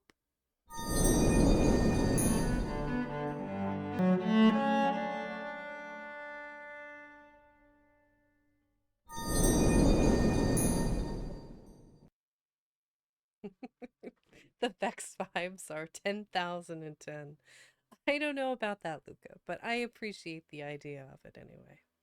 Welcome in, Raiders. One second. I have recently written my little blurb that I'm supposed to say, so bear with me. Welcome, Raiders. If you're new here, let me introduce myself. My name is Vexing Cat, your local tiger librarian. I primarily read classic literature and poetry and occasionally play video games, like D&D on alternating Saturdays, and I play visual novels. I'm part of Gen 2 of the Underrealm VTuber group. an independent team of YouTubers with a growing community of streamers and supporters. If you're interested in checking out that community, just do exclamation point Underrealm, 1R. Um, if you need to raid and run Moog, I completely understand. However, feel free to lurk and take a moment to unwind. Grab a snack, a drink, stretch, get cozy. Currently, I am reading The Myth of You. This is the most modern literature that I've read to date, but I personally know the author and I received a transcript of this book. And he's like, if you want to read it on stream, you can. And I'm like, absolutely. So not classic literature, but very modern literature. And I think the poetry speaks for itself in its modern context. Um, Eloquent. Sonny did an amazing job. Gone ahead and posted a link to the book if you're interested in collecting um, a copy of this for yourself. It's they have a hardback and a soft cover version of it. I went ahead and bought a hard copy. Oh, as I break clicking buttons. Um, but I have a hard copy, and this I think is going to be a three-part hardback series of books of poetry. So it'll be very good. Yes, we are 2 degrees of Kevin Bacon separation from an actual author. Correct. Um, Believe it or not, this is someone that I have known for let's see, upwards of 6-ish years. But he is a philanthropist and now a published author and um, just a philosopher, excellent individual too. I think they did a really fun job with the art. I like how there's a little bit of something on every page. Um, Visually, it's just kind of been interesting to see the little swirls. I mean, some of them are pretty simple, right? But some of them are more complex, like this kind of modern interpretation and the man walking through the woods. I digress. Once again, Raiders, thank you for being here. I hope you enjoyed the stream. Um, be sure to let's see here. There we go. Did I already get? I don't know if I have. Um, could one of my amazing mods give a shout out to Moog when they have a chance? I know the shout out player is broken, so the / shout out for Moog, for all of my followers. Be sure to check out Moog. They are lovely. Let's see here. Da-da-da. Put that over there. Okay. Well, lots of good streamers today. Very good. Very good stream. All right, we are on to part 4 of, I believe it's 7. Bear with me. Look at my copy real quick. We are, yes, 7. We're in part 4 of 7. The fear of suffering, which I feel is something that a lot of people can relate to.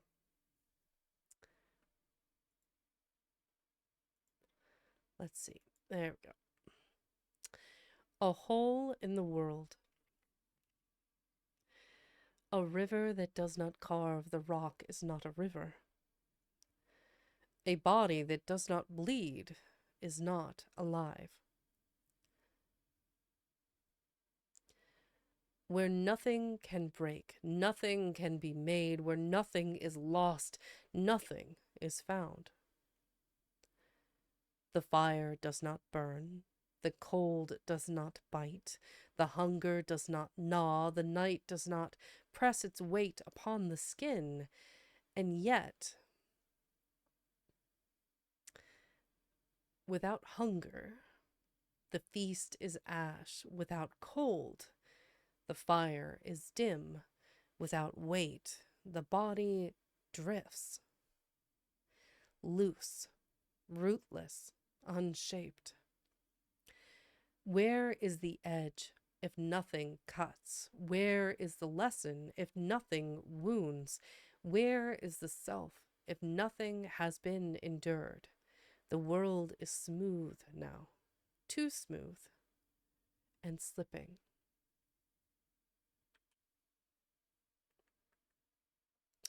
That was kind of an interesting take.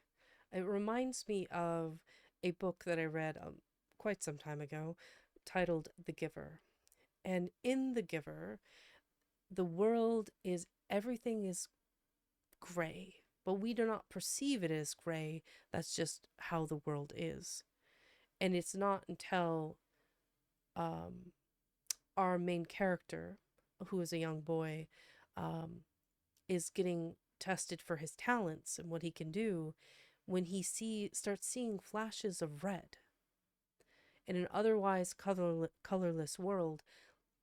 He begins to see color, and so um, he doesn't think anything of it until it becomes abundantly apparent that something is happening and he can see things. So then he is tested, and they find that he can see color, and so he goes to be trained as the next giver. And he doesn't understand what the giver is and what the giver is supposed to do until the giver has him lay down and places his hand upon his back and gives him the collective memories of the past. Pictures of a boat on an ocean, pictures of other colors, green and blue and yellow, but he also receives pain, a wounded soldier's last memory. He receives the joy of a child, laughing. Brandy Kawaii He Desi gets subscribed. everything, the good and the bad and the ugly. Also, welcome. Thank you, Brandy, for the follow. And then the giver starts giving the things that he loved the most away. The music. For the giver, the then giver, when he was a child, when he first began to see the collective memories, or to have the collective memories on his own, he could hear them.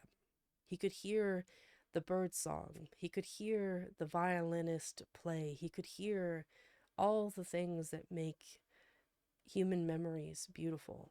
He could then that giver gave the collective memories to him. And so our MC starts collecting the memories, and other circumstances begin to happen where he is forced to make some life altering decisions about his and others' lives. And I think this poem kind of reflects that, of everything is dulled to grayness, to darkness, to an even miasma of boring sameness. Fire does not burn. The cold does not bite. The hunger does not gnaw, because everything in the book of the giver, everyone has the exact same amount of food. Everyone is exactly the same. Like, everyone wears the same clothes and has the same daily routine, whether they're going to school or going to their job. And depending what your job is, it depends on how you're trained, and everybody's trained the same way. And it's just kind of an interesting world. And it's not until he starts to break away from that and see things as they truly are, the color of red of an apple, the color of red of a girl's hair, that he realizes there's so much more. And I think that Sonny is trying to convey some of that grayness, that sameness, this softness in the world, and making everything the same. The world is smooth now, too smooth, and it's slipping. By battening everything in cotton and making everything the same, we're taking away that creative spark. We're taking away that element of wildness that makes humanity shine, what makes us creative, makes us think, makes us innovate, makes us want to remake the world in our image, whether that's through art or through science, mathematics, etc. So I think there's an element of that, the giver, in this poem. Anyway, again, off I go, wandering on some mental journey, as per par for the course. I think poetry makes me think the most. Stories do too, but they're longer in the story. Yeah, it's a decent side trip. I don't know about good. Good is subjective. Um, the blade waits. Hmm.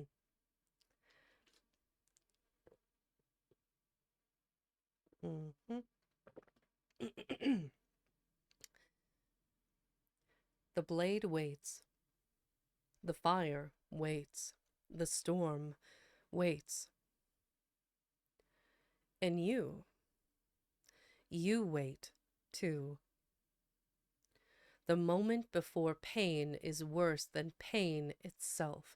The body flinches before it is struck. The breath halts before the plunge. The hand trembles before the burn. Because after the first wound, there is no returning. A man untouched does not know his own weight. A man untested does not know his own hands. A man unbroken does not know if he was ever whole. But to step forward, to take the wound, to let the fire carve you into something else, is to watch the self before suffering die. And still, the blade waits, and still you do not move. I'm not going to dig too deep into this one. I think there's some darkness here that I think can stay on the page and not be delved into. But it's interesting. What the fire leaves. Pain is the chisel, the sculptor's hand, the crack in the stone where the statue stands. It does not ask, it does not plead, it carves with force, it makes you bleed. Yet, from its edge, a shape appears, something earned through loss and years. A blade unsharpened bends and breaks. A river still is just a lake. A book unread is only paper. A life unscarred is only vapor. What fire takes, it gives in form. What weight has crushed the hands transform. But pain is passage, not the stay. A toll to give, but not obey. For he who kneels before the wound is lost as surely as the hewn.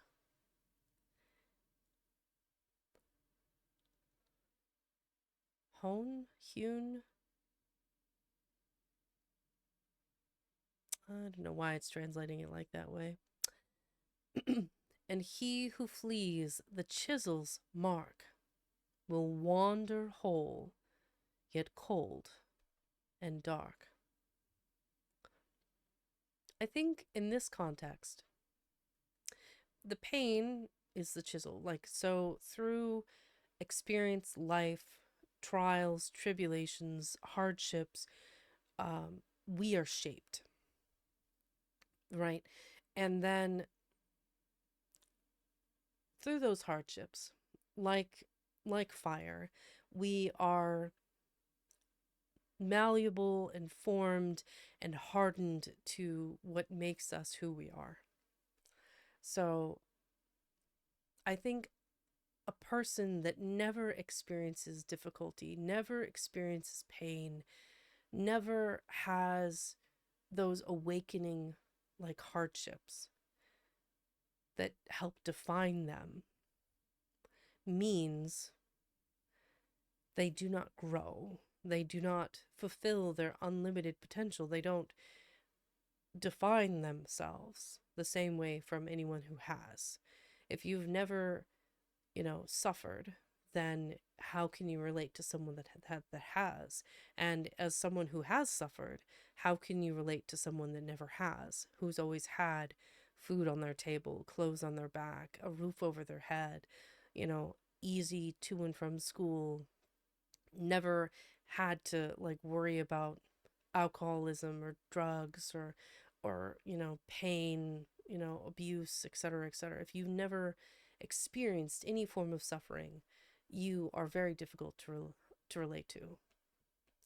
And I think it's through pain, like, and our suffering, whether it's mild or small, to each their own, what that is defined as, I think we grow as human beings. We become either cold and hard, or we become warm and empathetic in our humanity. And I personally am a humanist. I very much relate to fellow man. I very much care about seeing people fed, clothed, happy, access to literature. I care too much oftentimes, and I don't know how not to. And I think it's just through our very humanity that we rescue a bird with a broken wing.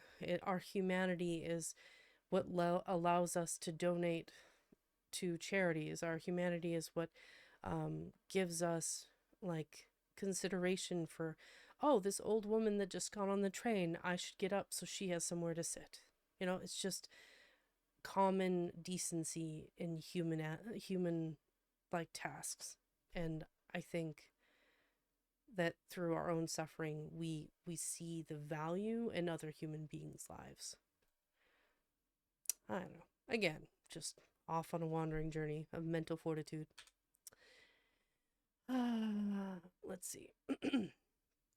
Men without burden. Oh, this will be good. Their hands are smooth, untouched by years, unbent by toil, uncreased by fears. No calloused grip, no aching wound, no lessons etched where time has hewn. There, it spelled it correctly that time. Their voices ring, but never deep. No echoes haunt the words they keep. No sorrow bends the notes they sing, no weight to give their speaking wing. They tread like ghosts upon the dust, the ground untouched, the earth distrusts.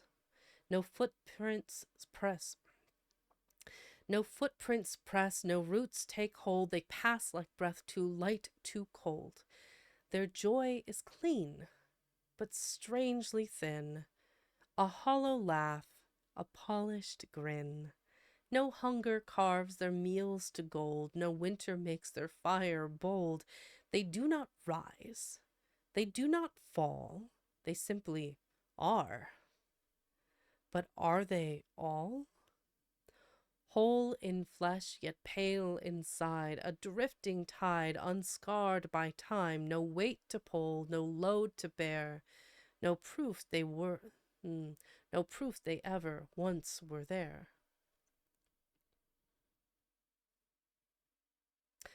I don't know. I would say must be nice, but honestly, yeah, to just drift through life at ease with, I don't know. It seems like it would be so incredibly boring. The weight that builds. The road is steep, the path is long, the load is hard, but hands grow strong. The stone will press, the fire will sear, the step may break, the ends unclear. Yet still they climb, through breath runs, though breath runs thin, though bones may crack, though flesh may sin. The weight they bear is not a curse. A life untried is something worse. For steel unshaped will snap in two, and men unscarred will pass right through. The road is steep, the path is long, but weight is what has made them strong. Definitely a theme here. in chapter 4.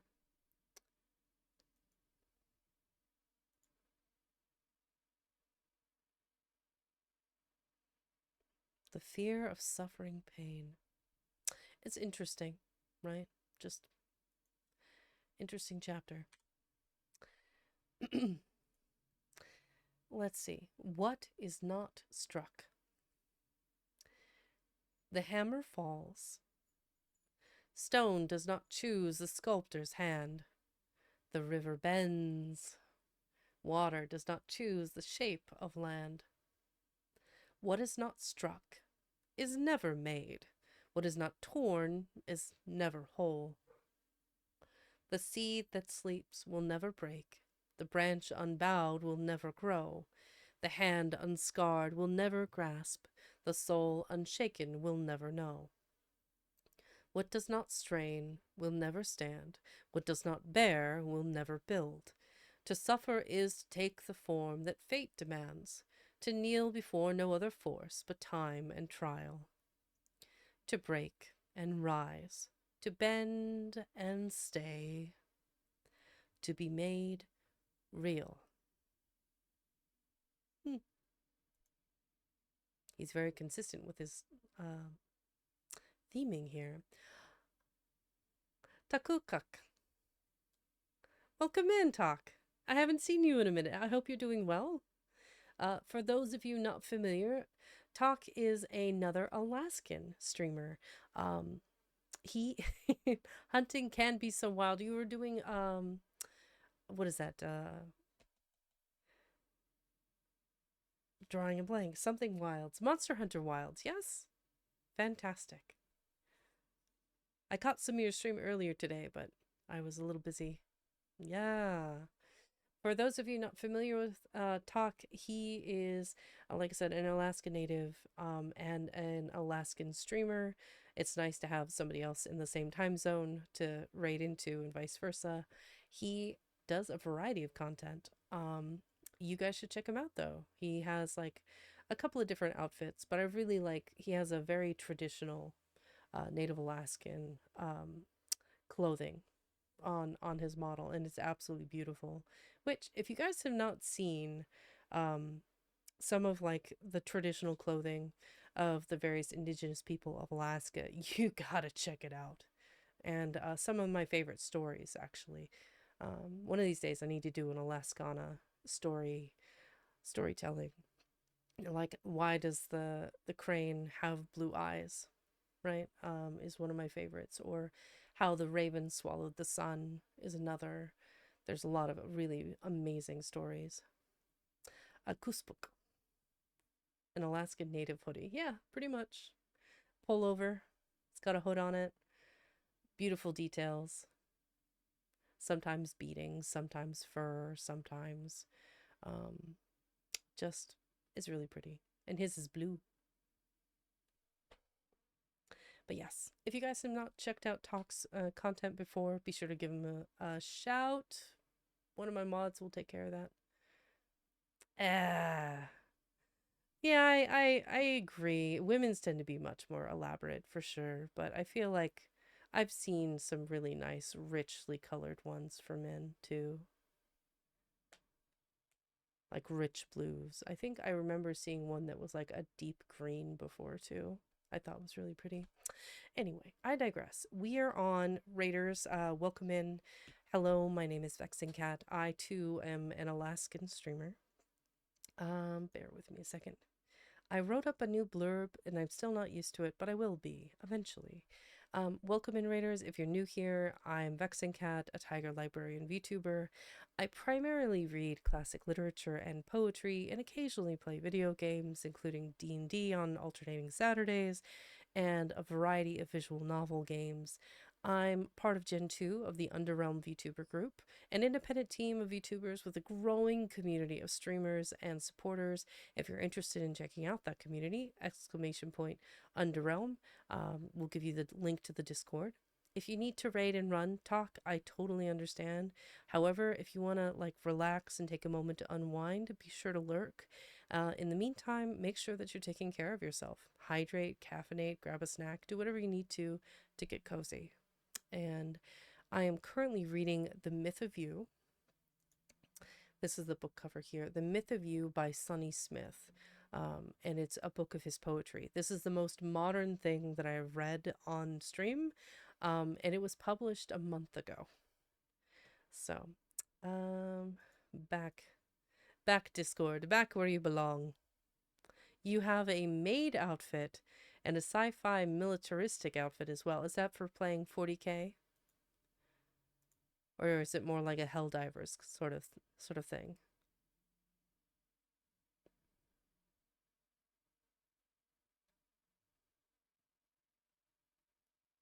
Ah, first person shooter kind. Okay, fair enough, fair enough. Well, I hope your monster hunting is going well.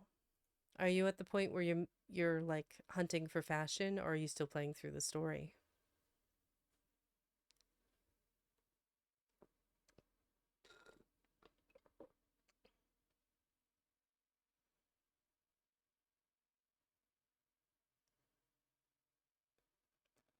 Kind of both. Fair enough. All right, we are on that which stand must first withstand. That's funny. That's a funny phrasing.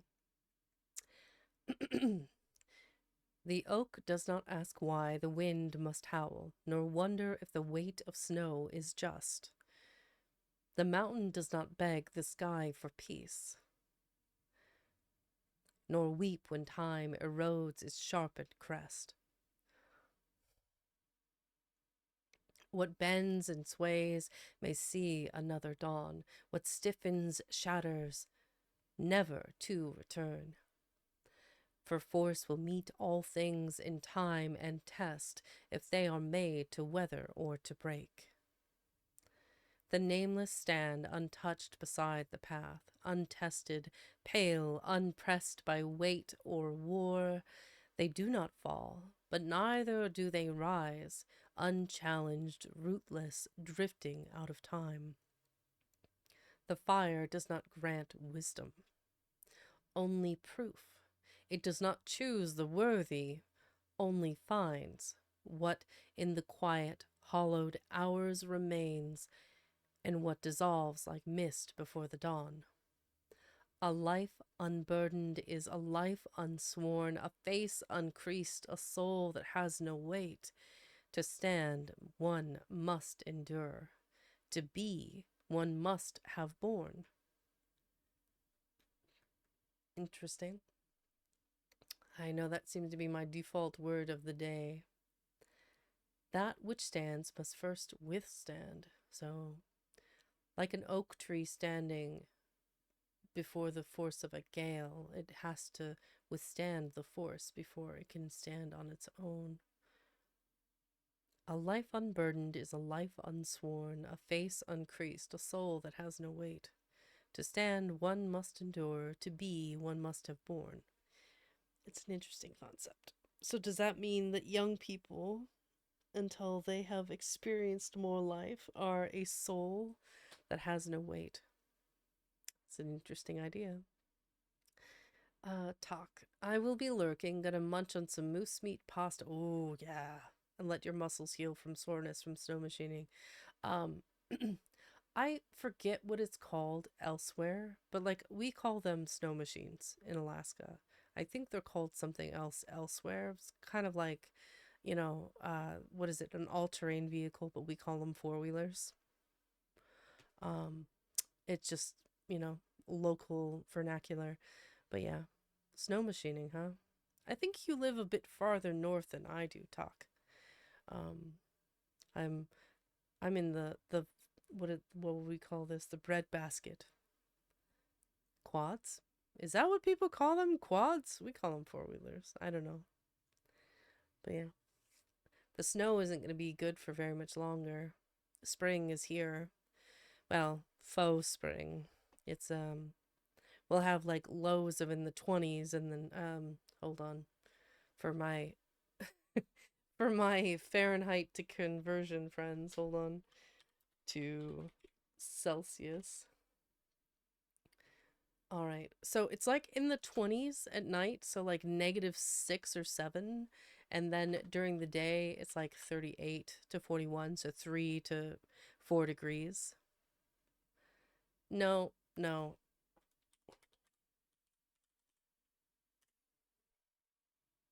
Four wheeler.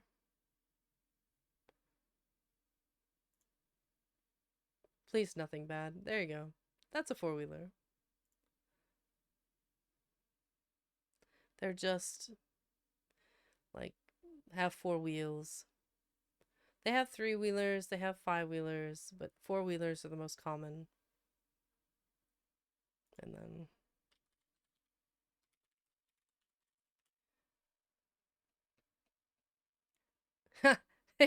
that's funny. And they actually gave me a snow machine that makes a snowmobile. Oh, that is so weird. Snowmobile. It just feels wrong whenever I hear that. Yeah. So, a snowmobile in Alaska, aka a snow machine. That one of these guys. So they have skis on them, and then they usually have a track. They have a short track and a long track, depending on what you're using them for. Um, but yeah, just traversing Alaska on a snow machine. It's very common, especially the further out you get from like the lower part of Alaska, like in most of the northern parts of Alaska, like when I was Kikivik, um, and up in Koparik and up there, there's a lot of snow machining, like just to get from town, or to get from like if you need to go to the medical clinic or if you need to go to the post office, you would, if it's not within walking distance, you snow machine during the winter. And sometimes in like the oil filled areas, they usually use trucks on ice roads, but sometimes so they're these specially made roads that are above the tundra, and then they melt away and they cannot be like, we have dedicated dirt roads in the summer, but in the winter, like to protect the tundra, there's special made roads that you can use. But yeah, snow machining. Alaska. Alaska stuff. All right, next chapter. Oh, I've apparently switched models. Which one was that? Ah, that one. That's fun. Snow scooters. No.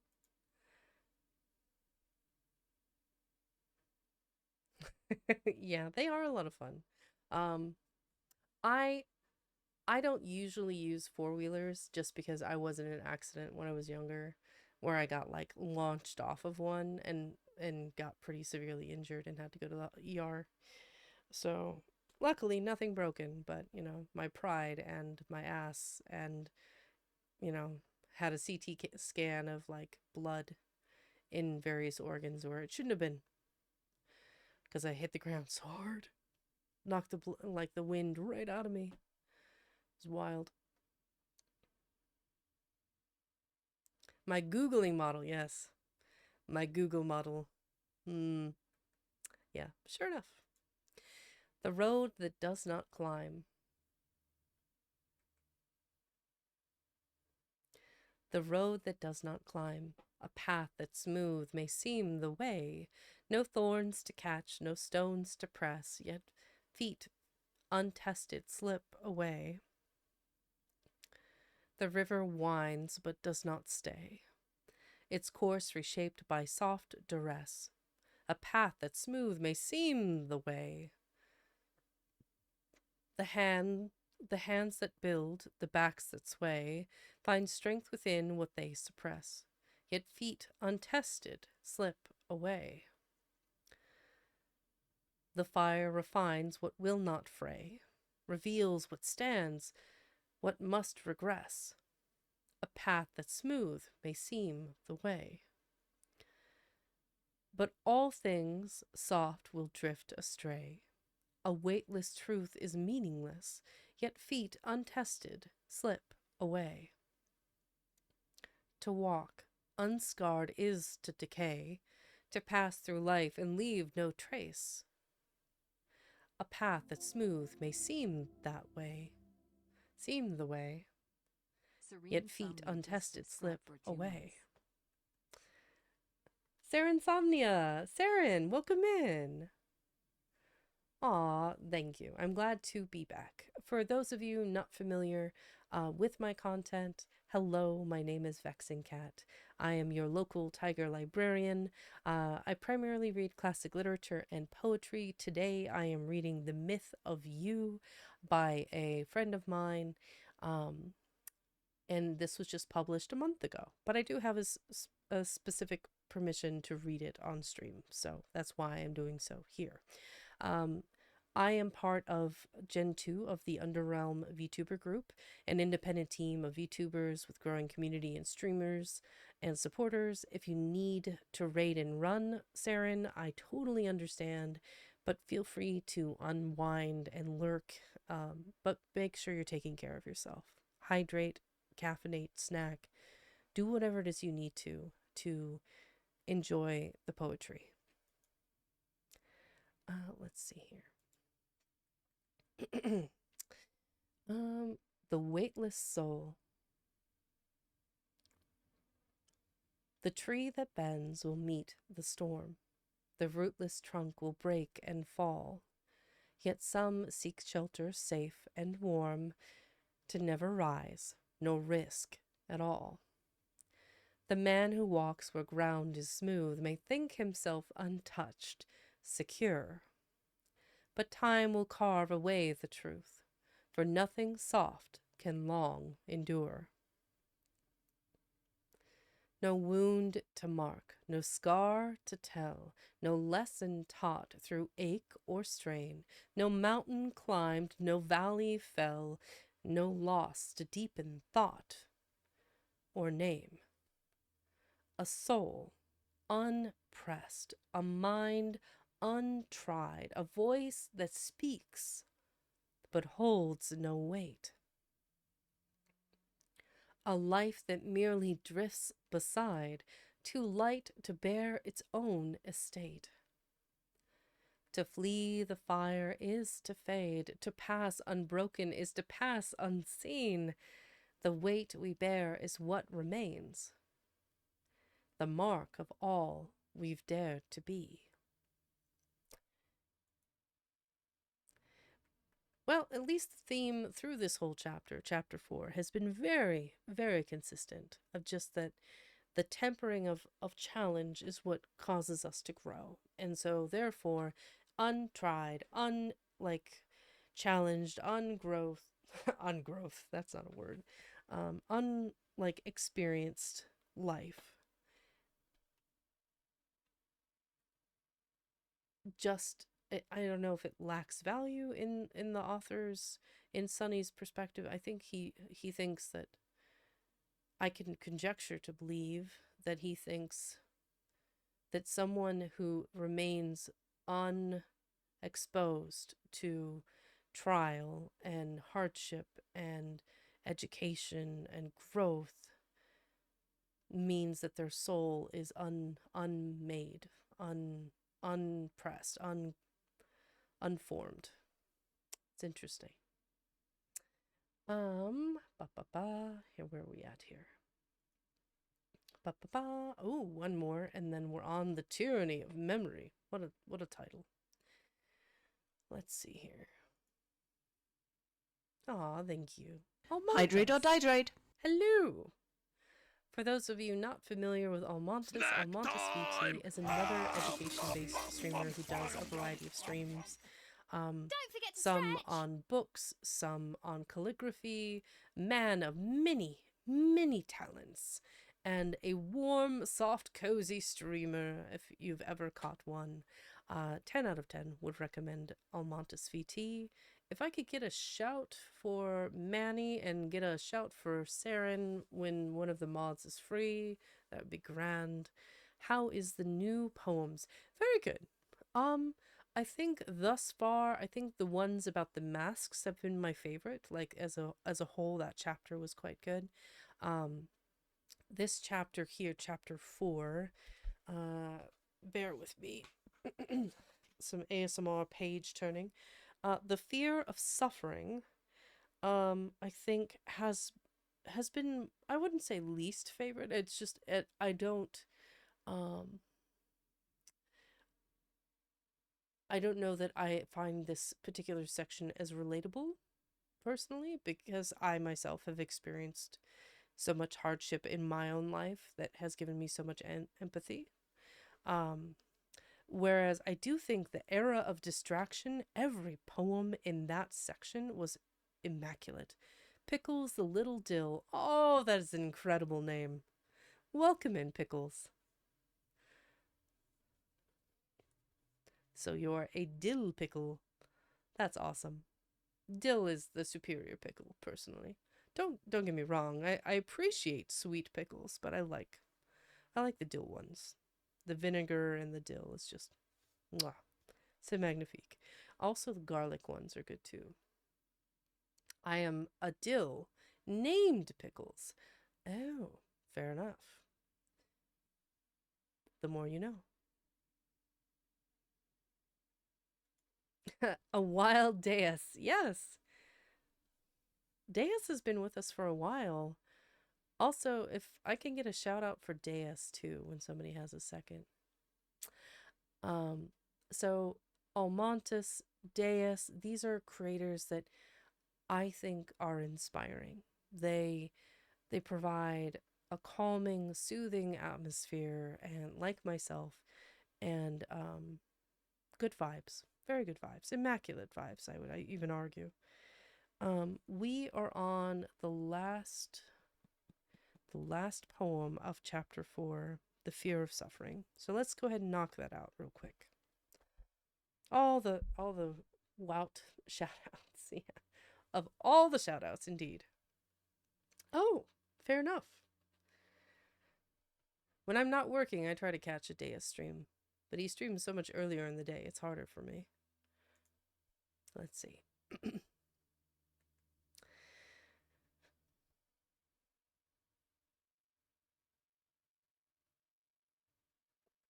Cool down on it. All right, thank you, Valen. I appreciate it.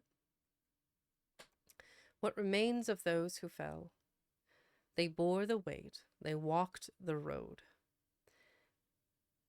They pressed against the tide. Yet there is silence where they stood, a hollow space, a shape unfilled. Is this the price? To take the weight, to carve the soul, to bear the cost, and still be lost?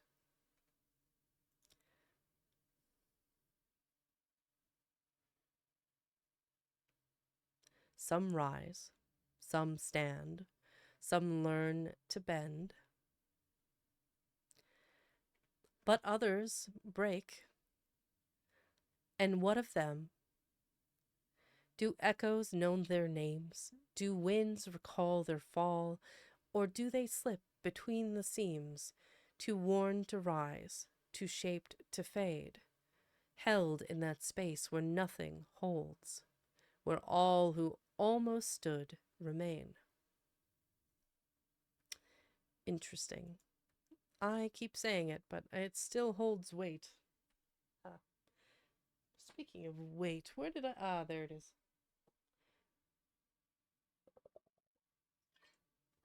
I was going to say, weight vexing, where did you put your water bottle? But I found it. We're good. I just set it out of the corner of my eye, so I didn't see it readily. Here we go. We are on to chapter 5, The Tyranny of Memory.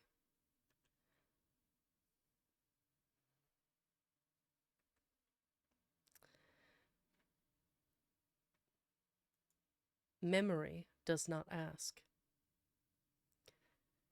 It comes not as a whisper, but as a law already written, not as a shadow, but as the hand that moves the sun. Memory does not ask, does not wait, does not seek the truth. It builds. The street you knew was never there. The voice you loved was never warm. The choice you made was never yours. Yet still, you walk its corridors. Still, you wear the shape it left. Still, you breathe the air it owns. To turn is not to leave, to speak is not to change, to know is not to free. For memory is not the past, it is the past demand to live. Okay. Pop off, Sonny, pop off. The next one is the door that was never there. There was a door, once, long ago. Or was it ever there at all? I see its frame in dreams half lit, its handle cold, untouched by time. I feel the weight of steps unmade, the paths I did not take, the hands I never reached to hold. It lingers, not as shadow, but as something louder, something real, more real than this room, this hour, this day I stand within. Hygra13 gifted 100 subscriptions to the community. I'm sorry. I'm sorry. That was a lot of zeros, Higara. That wasn't 10 subs. That was 100 subs, Higara. 100 subs. I know I have been gone a long time, but that was 100 subs. I, I, I, I need a minute. What? What? What? I mean, what? That is. It's gonna take me like forever to read these. Okay, we'll do it. Spacey, Regulus VT, Jesus Christ. My Prog Tracker, Telesis, Kaio, Uwu, Mini Pool of Girls. Oh no, I'm not reading that. Omnibus. Oh, they're wonderful. Actually, Omnibus is pretty cool. Luna's List. Mornelm. Brem MC. OG Brem MC. Hellhound Oni 777. Kingdom Ha 666. Sapphire Pixie. Hello Sajini. Almontis, enjoy. Bardic Inconvenience, also an OG. Miv, enjoy. Retrocynthia, Emperor's Armpits is an OG as well from the Almontis crew. Cupo Joe, that's fantastic name. Lurking Yoshi. Adulariac XD. Gustav Kuma, that's from the Luzar community. Gustav's also a streamer. Huntress Farah. Ulot 12. Omsidal. Kot Teladar. Rataskor.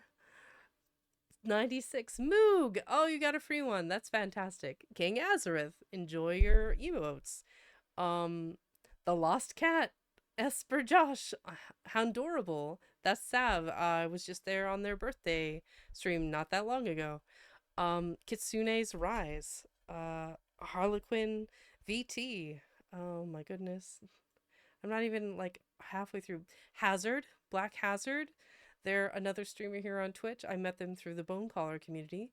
Tyrain, please. Your local penguin. Best Taco. Sugar Depot. Dead Watcher. Dead's from the Luzar community. I met them there. Gloomy VT. Awesome. Another amazing streamer. I just met them recently through Mukia. I think they're one of her mods. Hamter. I love that name to this day. Talk got one. Abe Lincoln's. That's an OG too. I used to play New World with. What is happening? What is happening right now? Monoma, the Sworn. You guys just want to hear me say people's names? Never Sleeps. Elysium's. Ali, she's from the Underworld community. Brandy Kawaii Des. Wander Myth. Stand Crown. I'm not going to get through these names. I'm going to have to go through all these and then I'll have an ad. Oh my god. Chriso Muru Uwu Fruity Lava Cake. Oh my god. Midori. The Goblicorn next is also from that new like Mukia collab crew. They're amazing. Oration Neophyte, Nerdosaurus, Makra, Hyacinth. Oh gosh, she is like the coolest artist. You guys have got to see Mokra's. What is happening? Why are you doing this? Gifted 5 subscriptions to the community. I'm never gonna get through these names. Infamous Nugs, Arcanus, Arcantos VT, the Sentinel 123, PP Cacao, Gold Tea Fish, Suki Yamagawa. Also, that's a great name. Balazar, Valkyrie. Oh, Carrie's super cute too. She's another amazing streamer here on Twitch. She hangs out a lot with Bountiful Vermin and Bug Skipper and Nex and all that crew. Trist, another Gen 2 amazing person. Our favorite rival. PJM, Sayonara, Cider Martin, another book streamer, amazing reader. I 10 out of 10 recommend them. We got Beautiful Angel, Balmy Potato, Shimigami. Let's see. Carmelo! That's JJ. Carmelo is one of the people that I actually went to Japan with. They're really super cool. Stir the Goblin. Stir follows me? Hold on. Wait a second. So Stir the Goblin is one of my nighttime favorite streamers. He's this little purple goblin variety streamer. Super chill, great vibes, has some of the coolest redeems. Definitely check them out. Let's see, we've got Sure Vin's Fate, Teller the VTuber. Oh my god. Sino, enjoy your emotes. Sino the Crocodile, the Heart of Justice. Hey, that's awesome. Valen, enjoy your emotes. We got, who is this? Luna Love 68. I just learned about Luna Love the other day. They're a streamer I hadn't caught before, but I have them in my list to check out.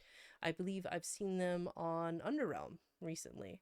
They've been hanging out a lot. They're one of the content creators that are part of the community.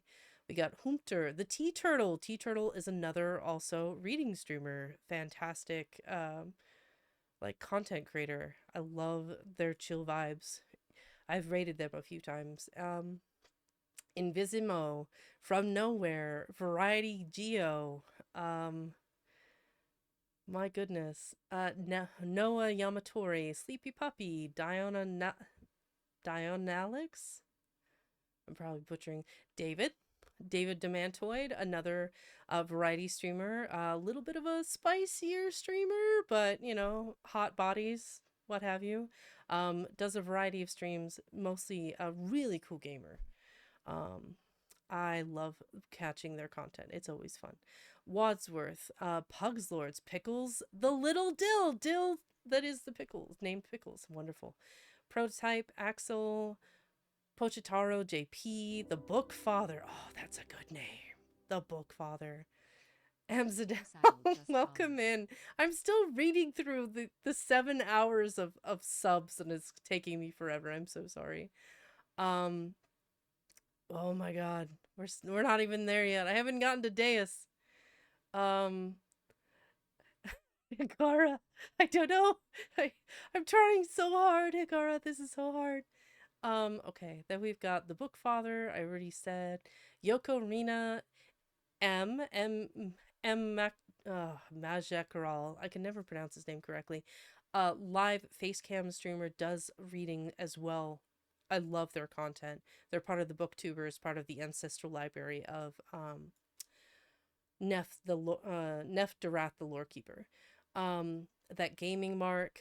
My god. Okay, then we're like, Jesus Christ. And then we're on to the next one. So then we have, hi Silas. Silas used to be an Alaskan streamer. Now he doesn't live here anymore. But I met Silas the same time I met Talk. They're super chill. I love watching their streams when I can. Especially, I don't know what it's called, but it's like League, but it's not League. It's I'm bad with the names of some things. So Dill, thank you. Pickles, you know, Pickles the little Dill. I can't believe you gifted subs. Thank you. That is so unexpected. You just got here. You're like, hey, I want to support. Awesome. Um, Lulette, Primavera, Hope or Not, Naimi the Pooh, Liminal Space Don't. I thought that was Donut. Liminal Space Doubt. Silas Smiles, Nerdy LP, another reading streamer, fantastic. Silas is, I think they're a hyena, I believe. But check out their streams, variety streamer. I love them, their content. We got Elite Gamer LN, Ashin Leonido VT, who's working on a emote for me right now. Leon is from the David Demantoid community, also amazing artist on VGen. Check them out. I'm gonna go with GZ, a bunch of numbers. I don't know what that is for the last one there. And then Deus also donated. My God. Bountiful Vermin. I talked about them before. Really amazing 3D rat VTuber. Does a variety of games. Does a lot of collabs with Goblicorn, Bug Skipper, Mao, Valkyrie. Super chill. I love his voice. I love his content. Really super cool. Horo the Wise. Also, I believe another reading streamer. And Amaya, Dr. Visionbot, Revi Rad. Revi Rad is from that what I think of as like King Azareth, Bonecaller community. I've done a couple of collabs with him before too. Jesus Christ, guys. um, to be fair, I've been meaning to catch your streams. You pop up in I didn't realize that. I did not realize that, Pickles. Well, yeah, I'm kind of everywhere. And now I have I don't even know. God, what just happened? That's incredible. You Higara, I have no words. Thank you for helping making the librarian stutter. Oh, thanks, Higara. Just make me da da da da da da da da. Yeah, I just I have no words. Thank you. That is there's nothing adequate for me to say except thank you. Um,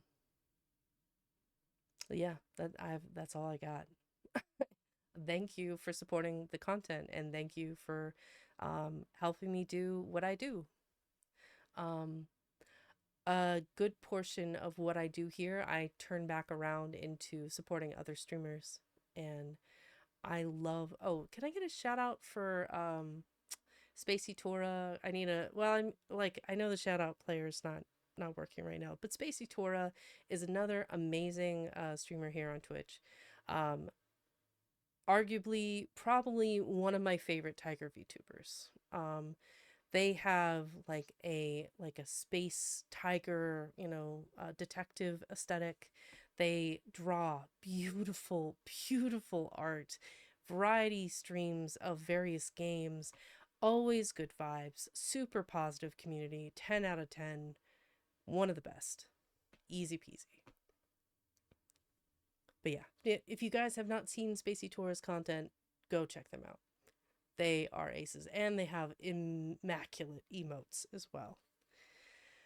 I'm gonna drink something because that was a lot. I need to catch my breath. I'm a little teary eyed. I'm not gonna lie, that was insane. I don't think I've ever had a hype train to Hydrate or that extreme dihydrate. before. So thank you. Wow, just thank you.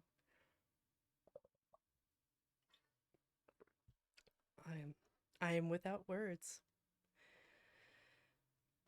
Which is ironic since I'm full of words, but now it's like, where have they all gone? I don't know. I thank you. Just thank you.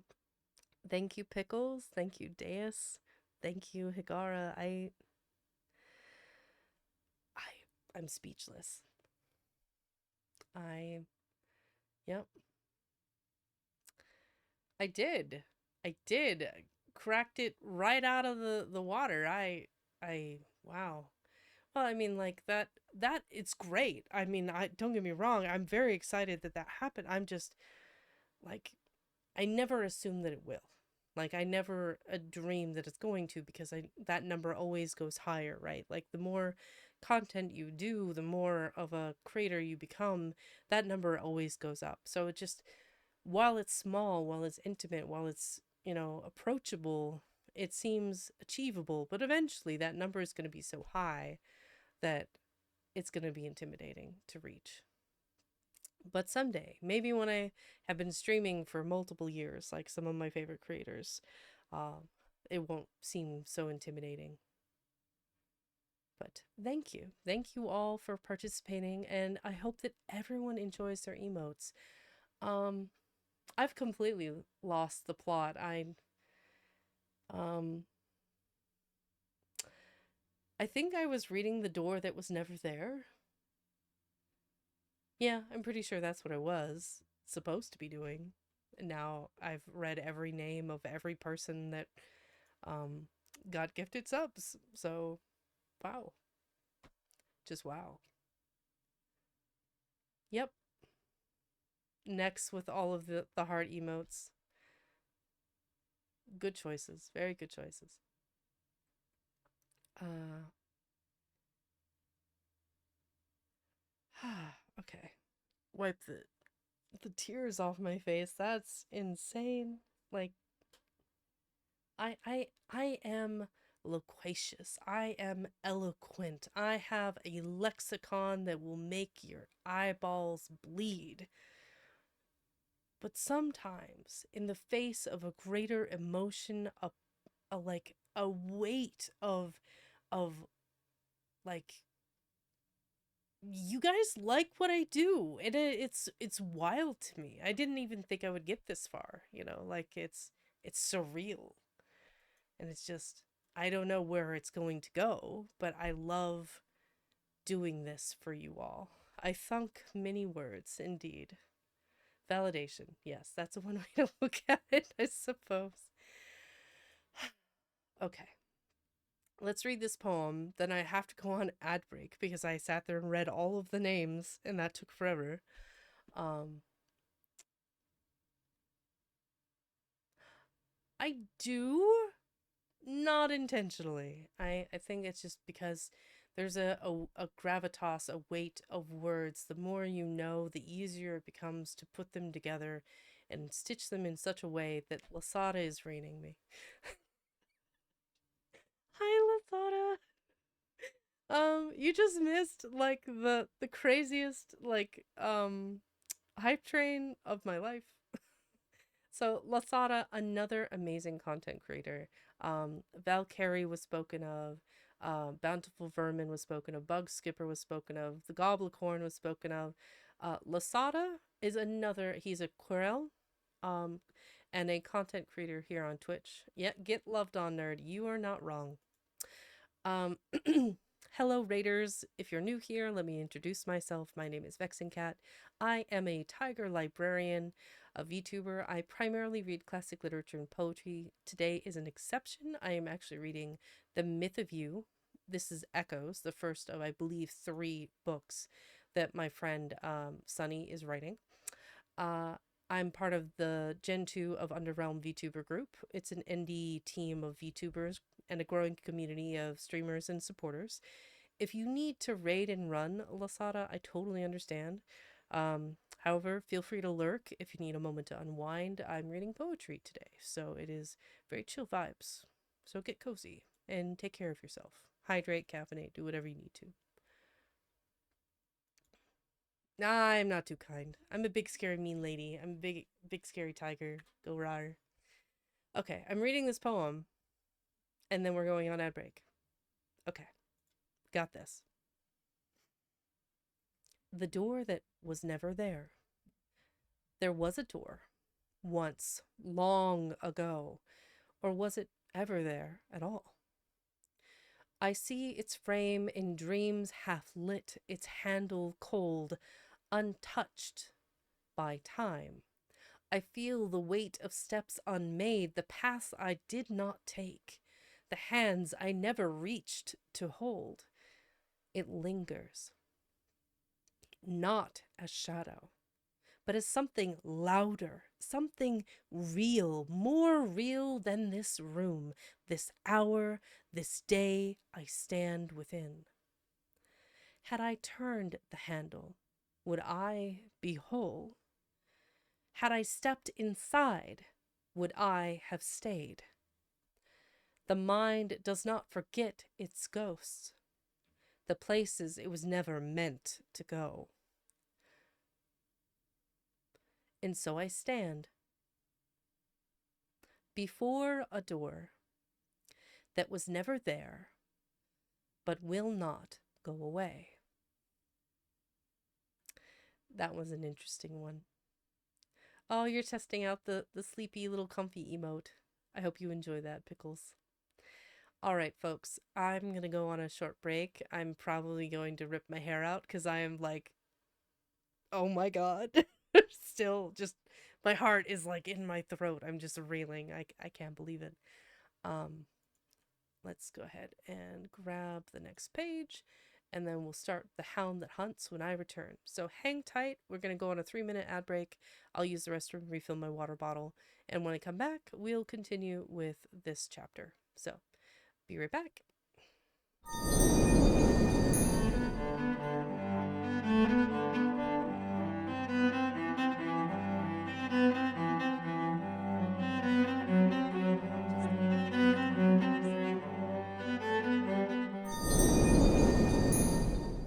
I have 23 seconds, Bookfather, and then I have no snoozes. So welcome in, Raiders. Hello, my name is Vexen Cat. I am a Tiger librarian VTuber. I read classic literature and poetry. Currently, I'm reading The Myth of You Echoes by Sonny Smith. The link is posted and pinned. I will be back, and we're on ad. Yep, we're on ads. Super recipe just followed. They closed our book and stopped everything so we could raid you. Welcome in, Bookfather. And you were gifted a book and was lurking in Moog when she raided. So I thought I would raid too and make, oh, new friends. Oh, I like it. I don't know. I feel like more of you that are watching are now subscribers than not subscribers. So, I will, however, not consume any of the content that is the poetry. But yeah, go ahead and check out the link. He just published it a month ago. Sonny put together this amazing group of poems. Oh, thank you for the follow, Bookfather. Mm-hmm. There were a number of gifted subs in the last hour. I have like 1,000-yard stare from Pickles, Deus, Higara, Solution. I This is like my first reading stream in over a month because I was in Japan for 3.5 weeks, and I'll be talking about that experience here next month on the 11th. Another content creator, part of Gen 2, Yuki Sugimori, she was there with me, and we got to see, like, she lives in Japan, and she's speaks amazing Japanese and teaches, and she's bakes, and just the most well-rounded content creator.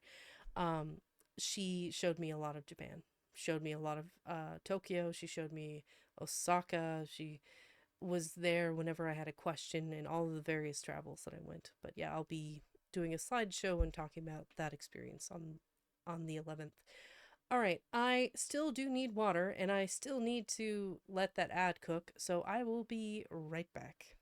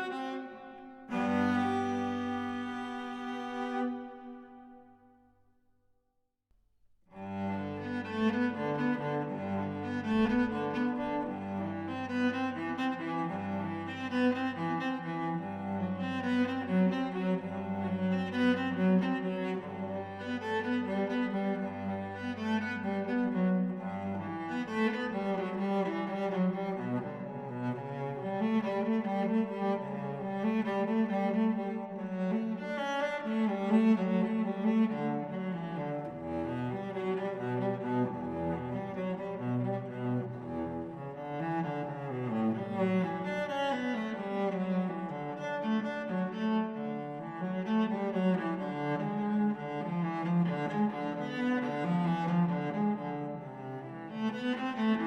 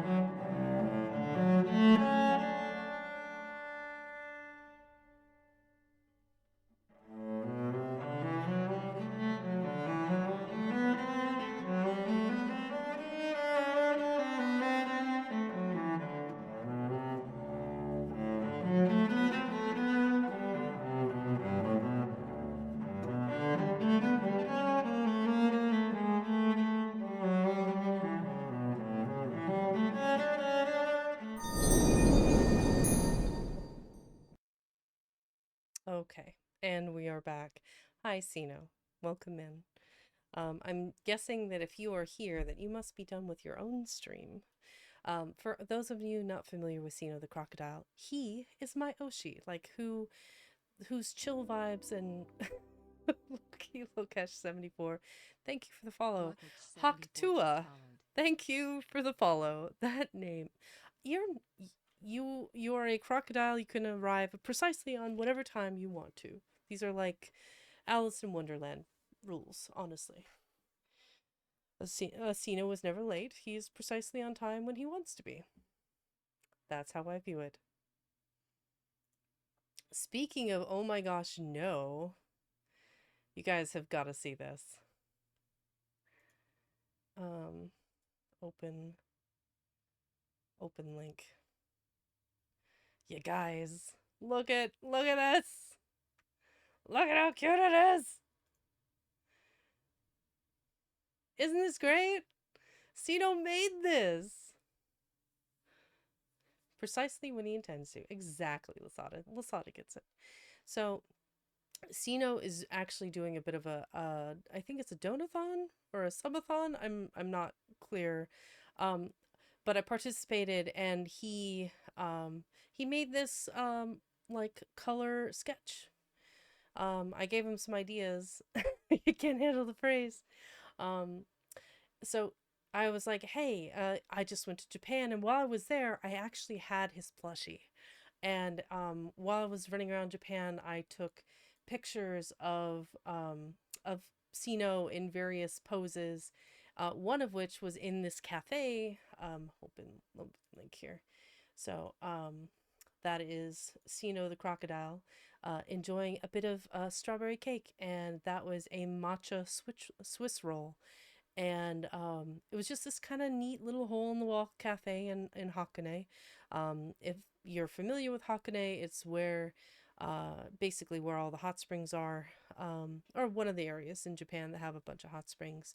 Um, for my anime nerds, that is where Evangelion, the anime series, takes place. And there's an oddly large amount of like um, large Evangelion Gundam statues and like various, bric-a-brac and anime themed stuff that that you can bring home. But yeah, this was a strawberry cake and then the matcha Swiss roll, and then I think I had tea with this, or I might have had the coffee. Yes, yes. Sino was an absolute delight to carry around Japan. He got to meet Hachi. We went to Hakone, went to Kyoto. He had a variety of meals with me. But yeah, so Sino the plushie was there. And so this is a kotatsu, which is a special heated table. So it's about like coffee table height, maybe a little taller, and you can put your legs underneath it, and it comes with this blanket, and there's actually a hot lamp that's enclosed in a cage underneath that heats the underside of this table. I want one of these. I having sat in under one while I was in Japan. I need one of these in my life. So, but yeah, here we are having some tea and cake or coffee and cake. It doesn't really matter. Hot beverage of choice and cake. But yes. So he made that today. It's so cute. Yeah, I've seen the electric blanket ones too. Those ones are nice as well. Where like the blanket itself is heated. Those are clever. Okay. We are at this point I don't know. I think we're on chapter 4. No, we got to be 5 I think now. The Tyranny of Memory. So yes, chapter 5. The Hound That Hunts. A friend got her company to buy her one as a desk when they had to switch to work from home. That's honestly genius. Also, thank you for the shouty. I'm not sure which one of the mods did it, but I approve of this message. But yes, variety streamer, artist, chill vibes, does karaoke. Honestly, well-rounded, talented streamer. If you're not following Sino already, you should definitely check them out. The Hound That Hunts. The air is silver, still, a hush of breath, a river untroubled, smooth as glass. The body drifts, untethered, weightless, a leaf upon a quiet stream. Then, the scent of earth, wet bark, the musk of something old. The ground shifts.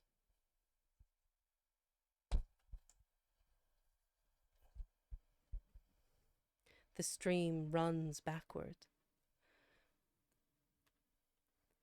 The night uncoils its ribs. Something moves unseen. Not fear, not far, but unknown. Good night, Valen. Valen Westwood, everyone, that is one of my mods. Also, probably one of my longest known friends off of the internet. Speaking of longest known friends off the internet, Miv, also I've known for upwards of 8 years, I think. It's been quite some time. It's nice getting to see people that you've known and care about. Be there to appreciate what you do too. It's kind of cool. Retrospectively.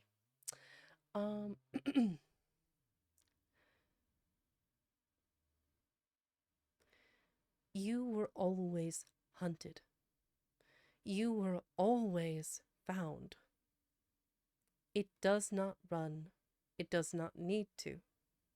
It is already behind your ribs, already beneath your tongue, already curled where memory sleeps.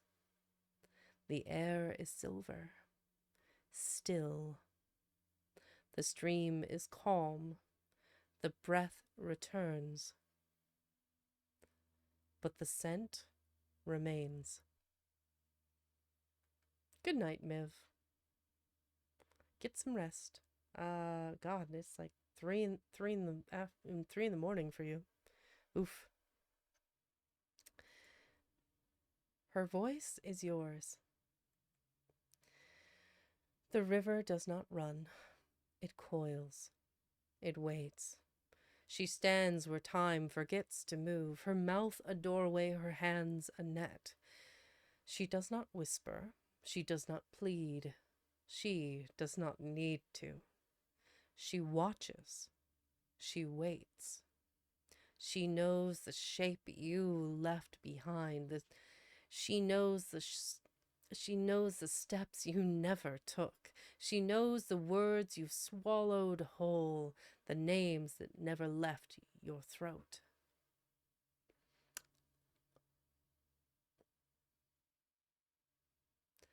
She is not past.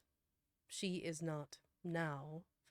She is the thread that never breaks, the story told behind the tongue, the weight of breath that stays too long. You drink, you drown, you dream, but still she stays. Her teeth press light against your skin. Her voice is yours, but not your own.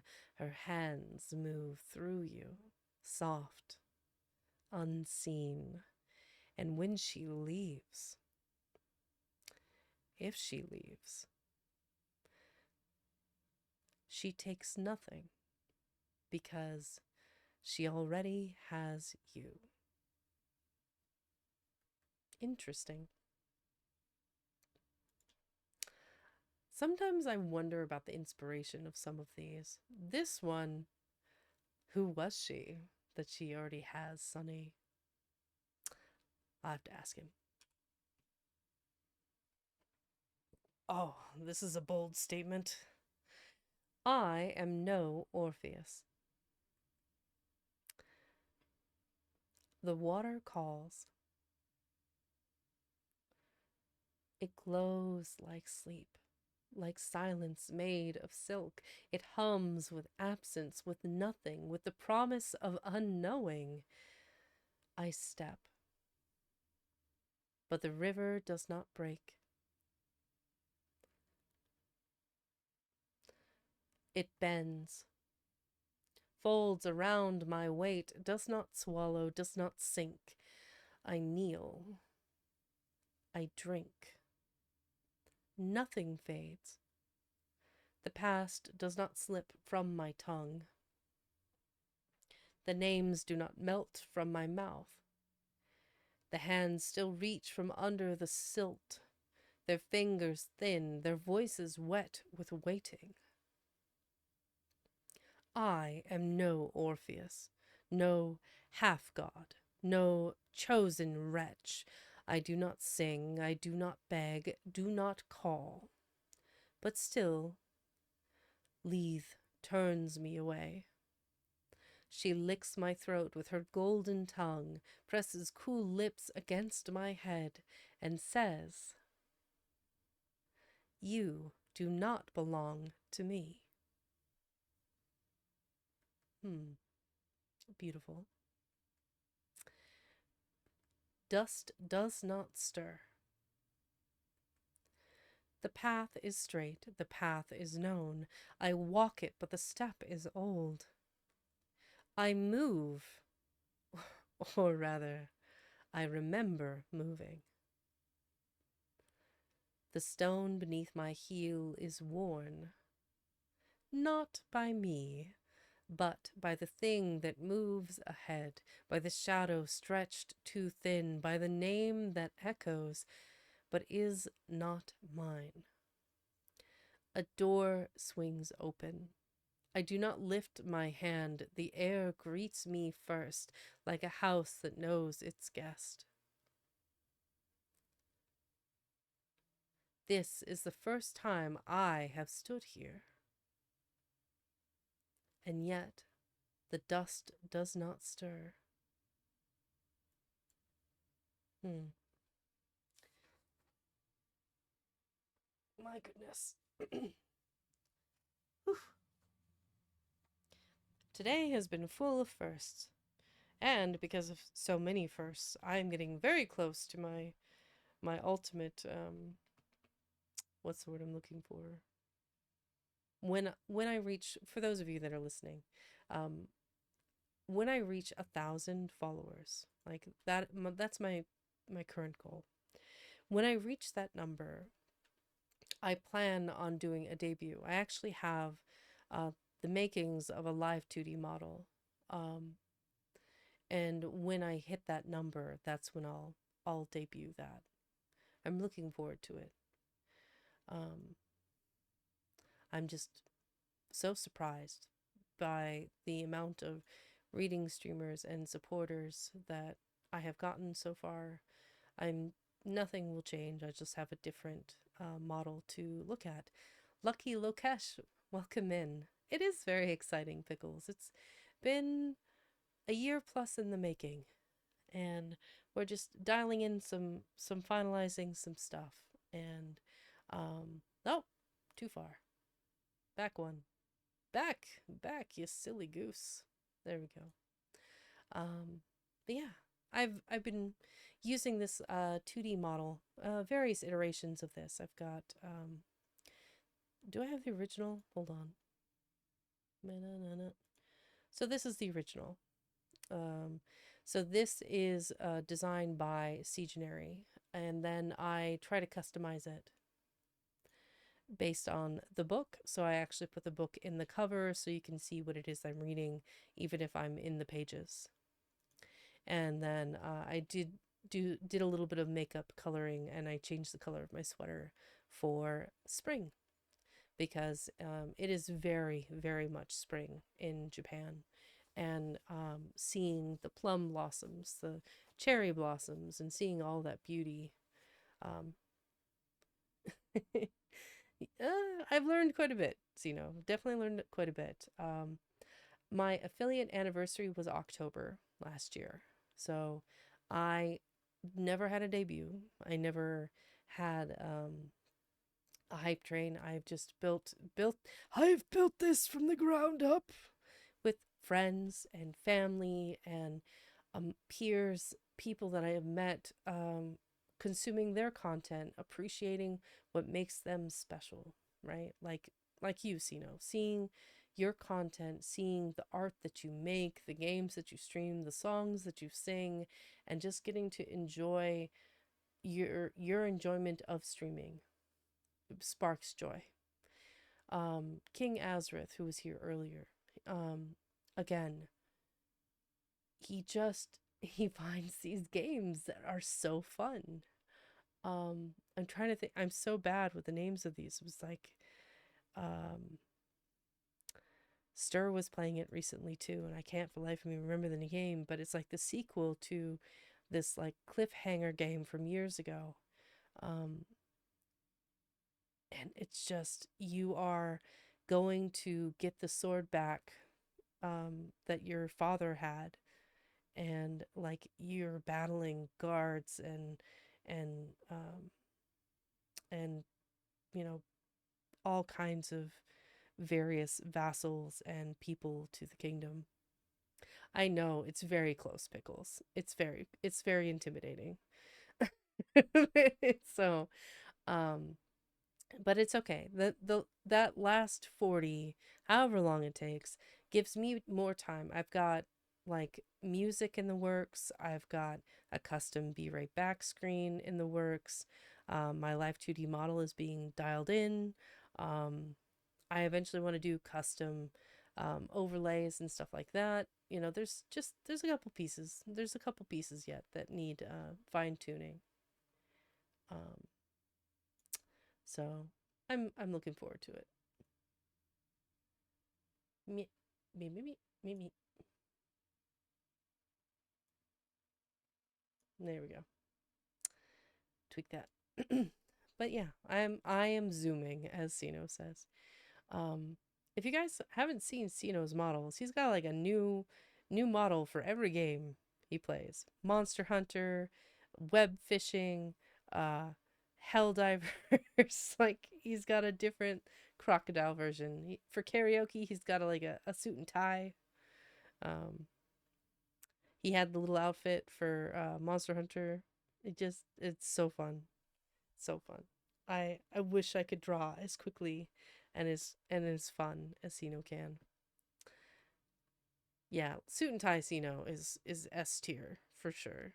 And if you're not familiar with them, check out their stuff. They have a Etsy site that has cute little Sino push pins, plushies, and other little goodies that you can have. Little crocodile cutie pie.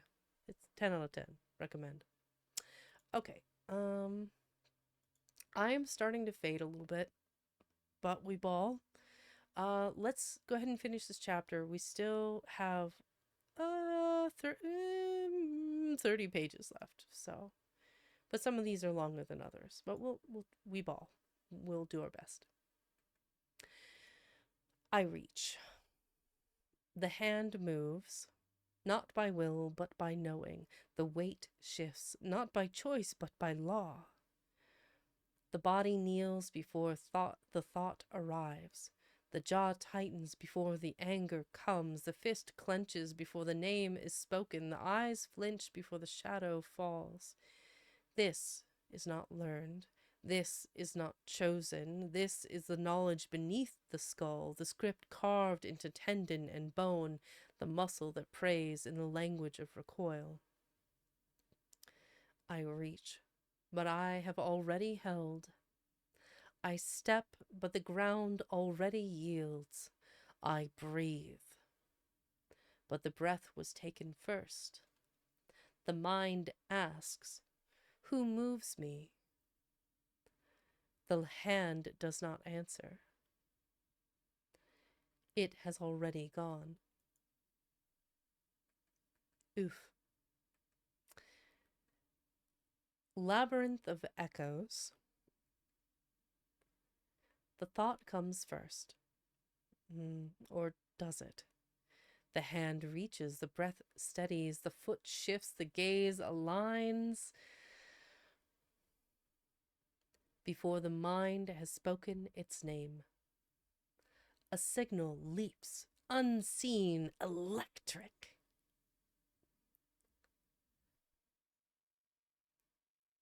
But not choice, not will, but law. Before the thought, before the self, before the question, the answer. The nerves know. The flesh recalls. The mind follows, claiming command. Neurons weave a road unseen. A labyrinth of echoes layered deep. Paths walked before the walker, words spoken before the tongue. Where is the I in this? Where is the moment I begin? I do not think, I am thought. I do not act, I am acted. I do not move. I arrive.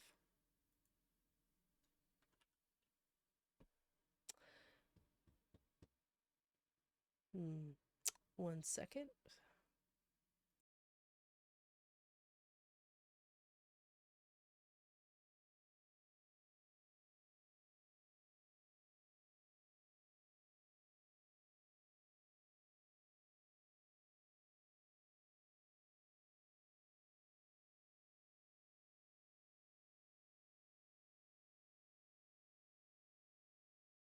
And there we go.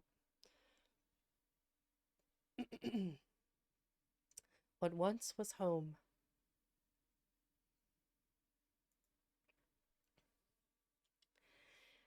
At first, the door is missing. Not gone, not stolen, just not there. The handle once touched without thought. Now a question the hand does not answer. Rooms blur at the edges. Walls lean where they should not. The stairs hesitate beneath my feet. The ground should be steady, but it considers otherwise.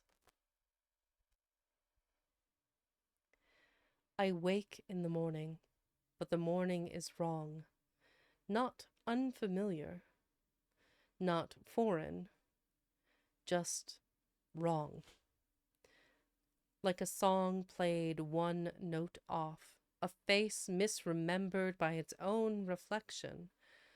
Names collapse mid-sentence. Thoughts sink before they touch air. The mouth speaks, but the words arrive empty. Half-born, fading before they can stand. And then the house begins to unbuild. The ceiling dissolves. The floor drifts. The corridors stretch into mist.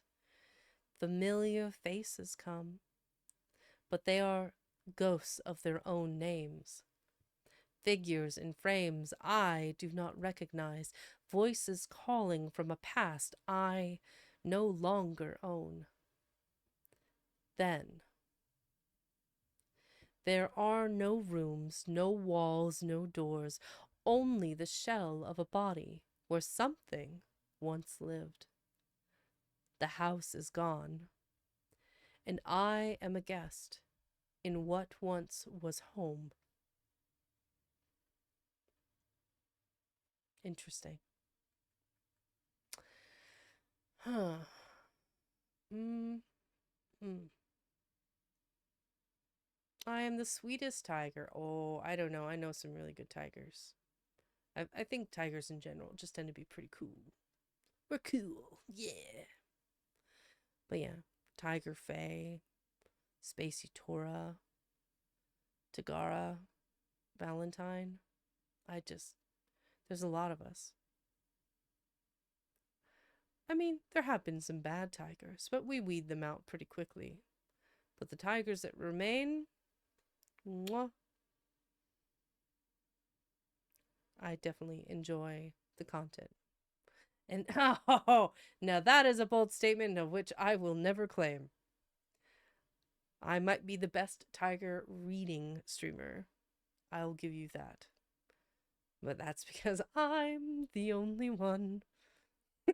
His Tigger would say. Ah, man. The wonderful thing about Tiggers is I'm the only one. I'm the only vexing cat. It's just me, no one else. Ah, just being sweetest doesn't mean they aren't good. That's fair. Ah. VE double Xing. That's right. It's double L. Always double L. Or double X. That's the word. I don't know where double L came from. I did say it was TI double GR. That's right. Let's see. I burn in you. No ember dies that once hath kissed thy flame, nor tongue once loosed is swallowed by the grave. Though stone may crack and time forget thy name, what love hath lit no tide nor tempest wave. Still echoes haunt where once thy footsteps fell. Still hands outstretched do linger in the air, and whispered prayers, like toll of distant knell, slip through the dark and call thee from despair. The frost may gnaw the root, the bough, the bloom, and winter weep upon the barren wold. Yet, past the ash, beyond the quiet tomb, a breath remains defiant, burning bold. So grieve thee not for what the winds undo. Lumen in tenebris, I burn in you.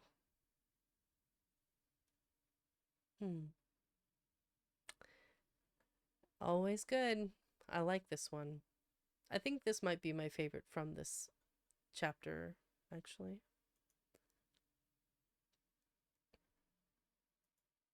Aw, good night, Pickles. Pickles the dill. The little dill. The littlest dill, named Pickles. Thank you for joining us. So we are on to part 6 of 7. So we're in the nitty-gritty now. Little dill, big heart. True. They were very generous earlier.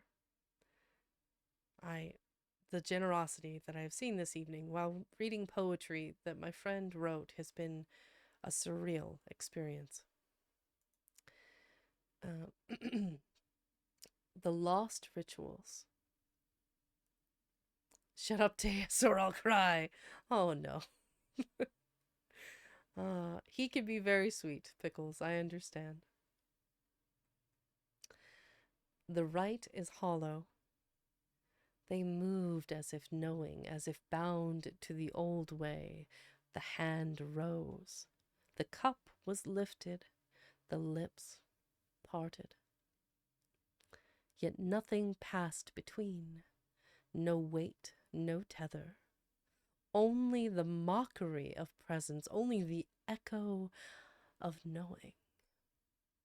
Once, the air was thick with the breath of God, where frankincense curling clung, not wavered, not waned, but clung, as if it knew its purpose.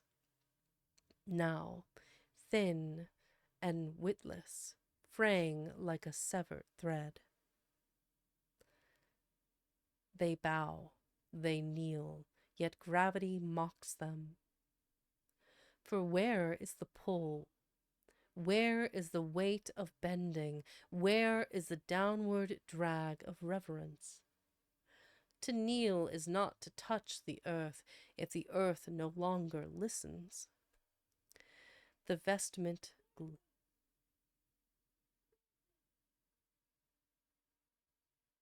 Oh, hearing the neighbor yell. The vestment gleams, gold, brocade, embroidered. But the seam frays where fingers have forgotten to sew, and the altar unwatched, unwondered, unwilled, is stone alone. They break the bread, but they do not eat. They spill the wine, but the tongue is dry. They speak, but it is the throat that moves, not the voice. They are here, they have come. But the right is hollow, and the gods do not stir. I like that one. I can, if this is a foreshadowing of the content in this chapter, well, I'm very excited.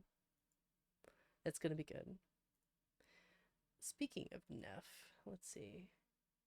Ken's on, Arrow's on, Day's on, Boogie's on. Boogie, oogie, oogie. Let's see. Inky's on too. Lasada just finished. Gobblecorn is on. Okay, kind of keeping an eye on things.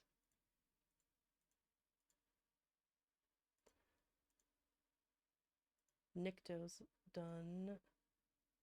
Lucar. Okay. Let's see here.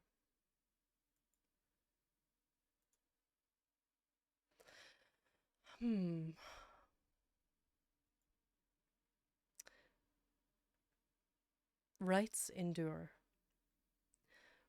Once they gathered, hands entwined, bread was broken, fate aligned. Once the wine was oath and grace, now it spills, a hollow trace. Paths were carved by dust and bone, feet would follow, not alone. Once the roads would weave the kin, now they spiral, worn too thin. Smoke would rise and call the dawn, names were spoken, ties were drawn. Once the house held fire and song, now the walls stretch silent, long. Letters sent, but none are read, voices heard, but left unsaid. Once the word had weight and breath, now it lingers, lost in death. Rites endure, yet none remain. Ghosts repeat what none explain. Once they bound the world in thread, now the loom is left for dead.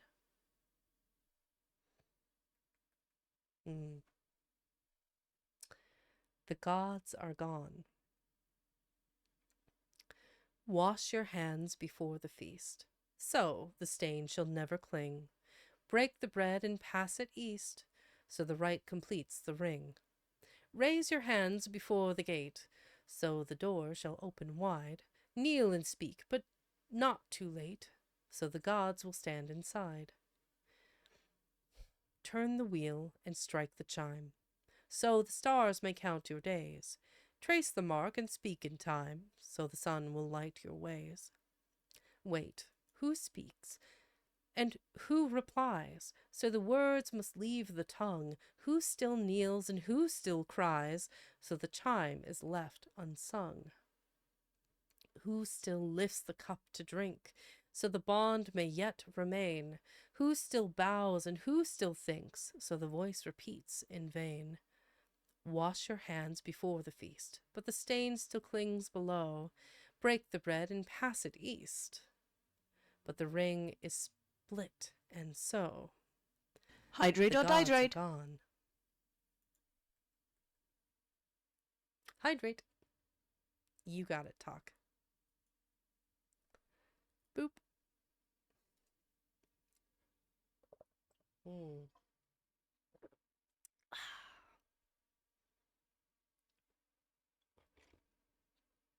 Alternating between a lovely Earl Grey tea with lavender syrup and water. My coffee is long gone. I miss it still. Oh dear. I'm a bit of a coffee fiend. Today in particular, I had 2 cups, two 20-ounce cups of coffee. So that's what, between the two of them, six shots of coffee or caffeine and a bunch of milk.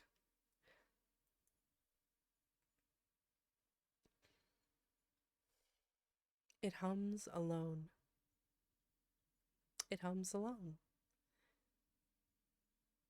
Ketone salts to flavor my water. There's a brand, Talk, you should look at. LMNT.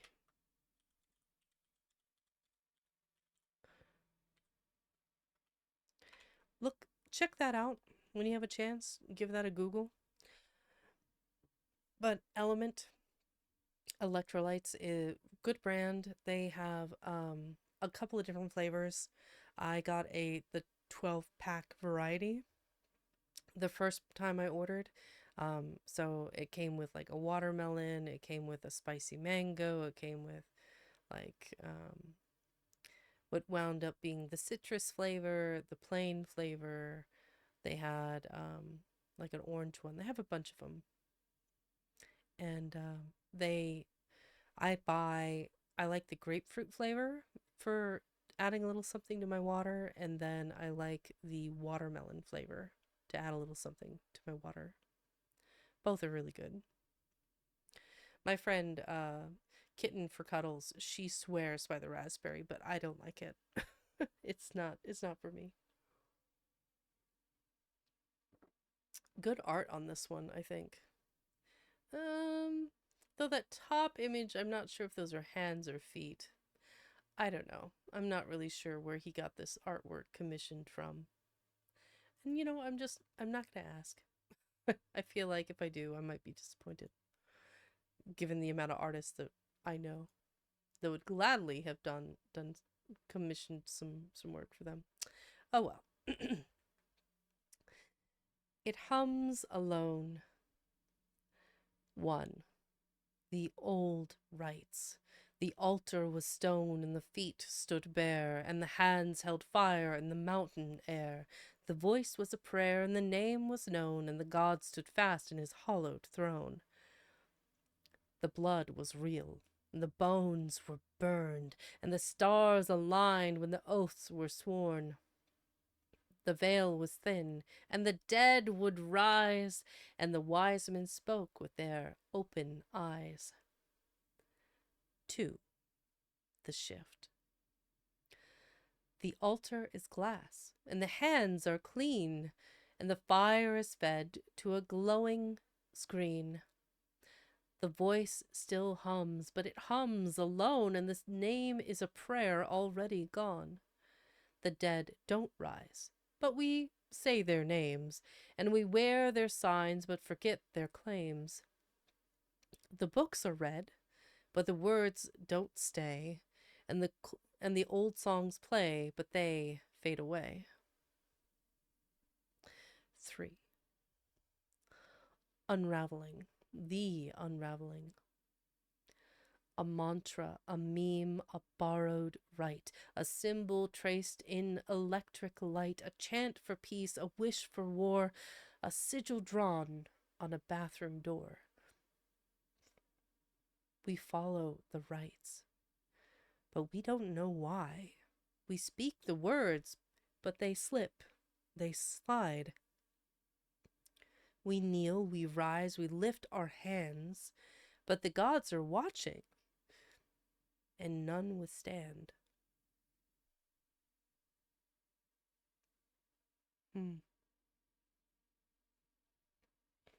4. The collapse.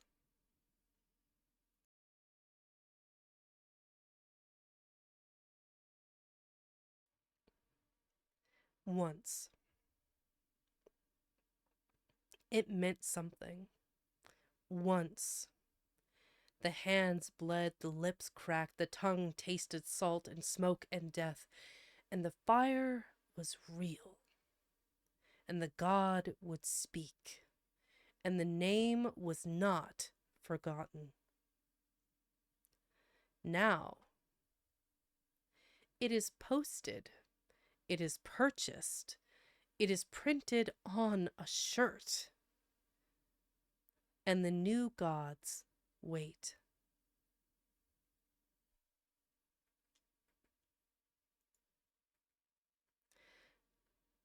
It is posted, it is purchased, it is printed on a shirt. Oof. Is consumerism our new god? I don't know.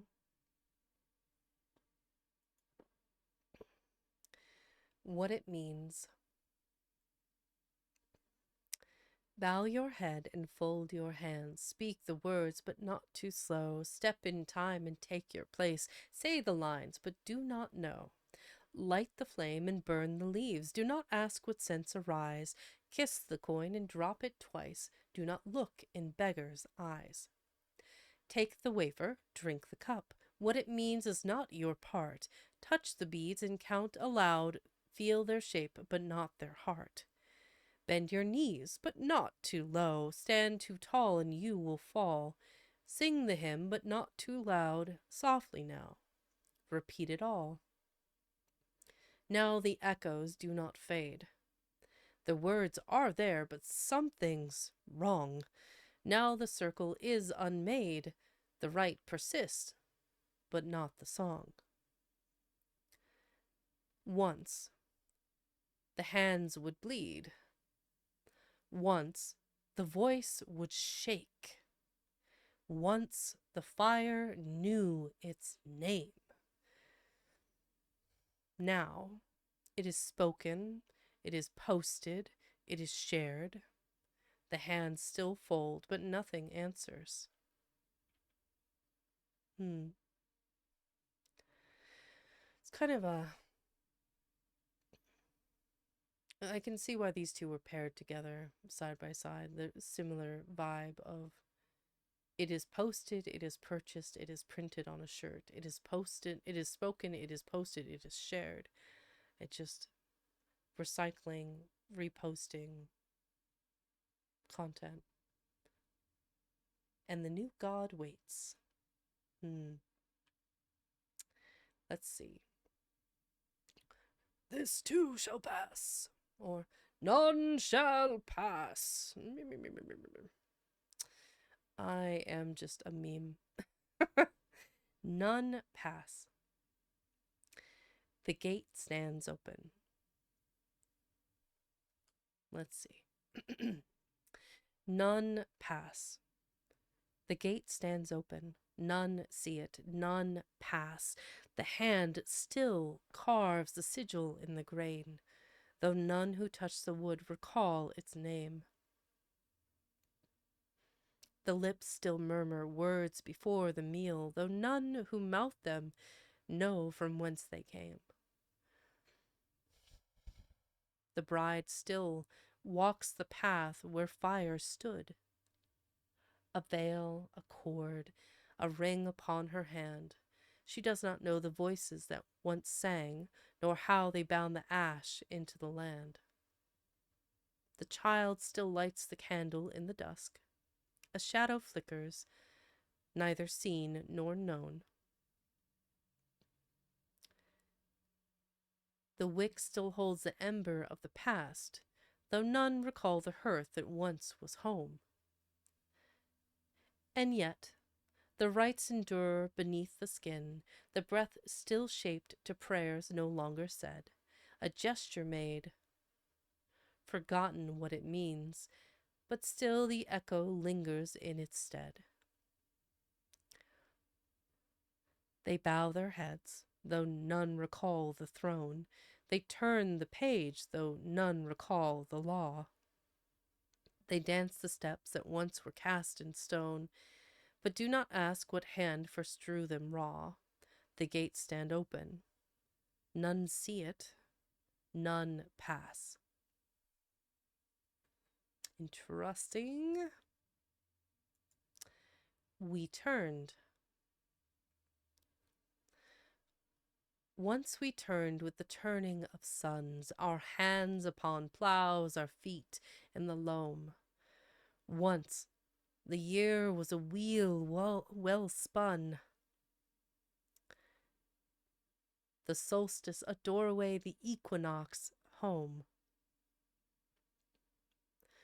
The harvest was counted in weight and in worth. The feast was prepared by the hands that had sown. The winter was feared, but it carried its birth. We planted with knowledge that spring would be known. But now we do not see the wheel. The hands still move, but nothing turns. The hour tolls, the chime is steel, yet nothing ripens, nothing burns. No feast marks the ending, no fast sets the pace. No seed knows the moment it breaks through the tomb. No hand now remembers the warmth of the blade. No eye watches summer dissolve into bloom. And time, once a circle, lies shattered in gears. And time, once a god, is a numberless face. And time, once a rhythm, now grinds without music.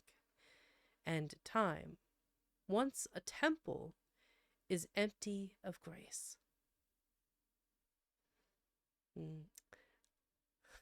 Sonny, your fatalism is showing. My goodness. That one's rough. Time hath steeled. Once a rhythm now grinds without music. Once a temple is empty of grace. I suppose. Time reclaims everything, though. Just give it time. Pun not intended. No, intended. Yes. The candle, let's see. The world was not spoken. There we go. The world was not spoken. The candle does not know it is sacred until the hand that lights it wills it so. Bread is not holy until it is broken. Wed mentioned. Yuki Sugimori, best baker, best snow leopard baker. Wed, she will be very happy to know that I said the word bread. Bread is not holy until it is broken. Water is not blessed until it is touched. The pen is not might until it is wielded. A word is not truth until it is hushed. And what of the hands? What of the daily, the useless, the plain? What of the laces pulled tight in the morning, the shirt smoothed flat, the sigh before rain?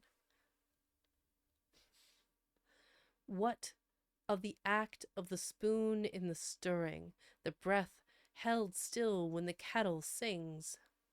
What of the tying, the folding, the lifting, the pressing of palms upon ordinary things? Each touch is a marking, each gesture a sign.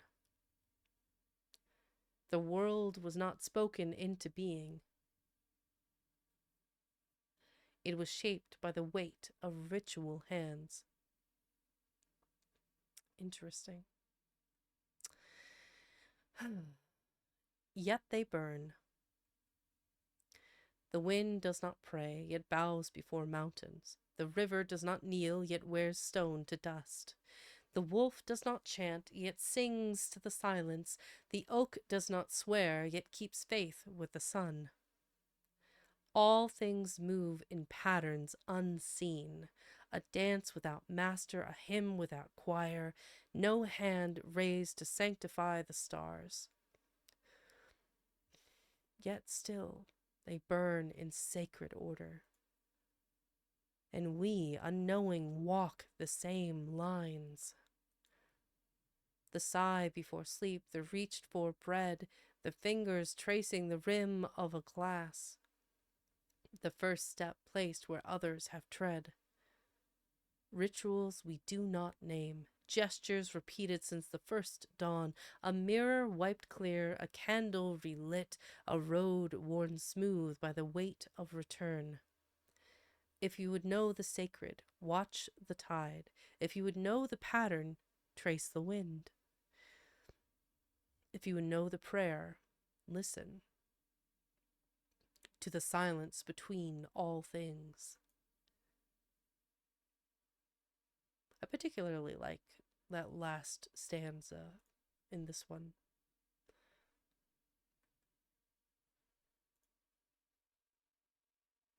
And the last one, and then we'll go on another ad break and we'll finish the chapter going strong. We got this. We ball.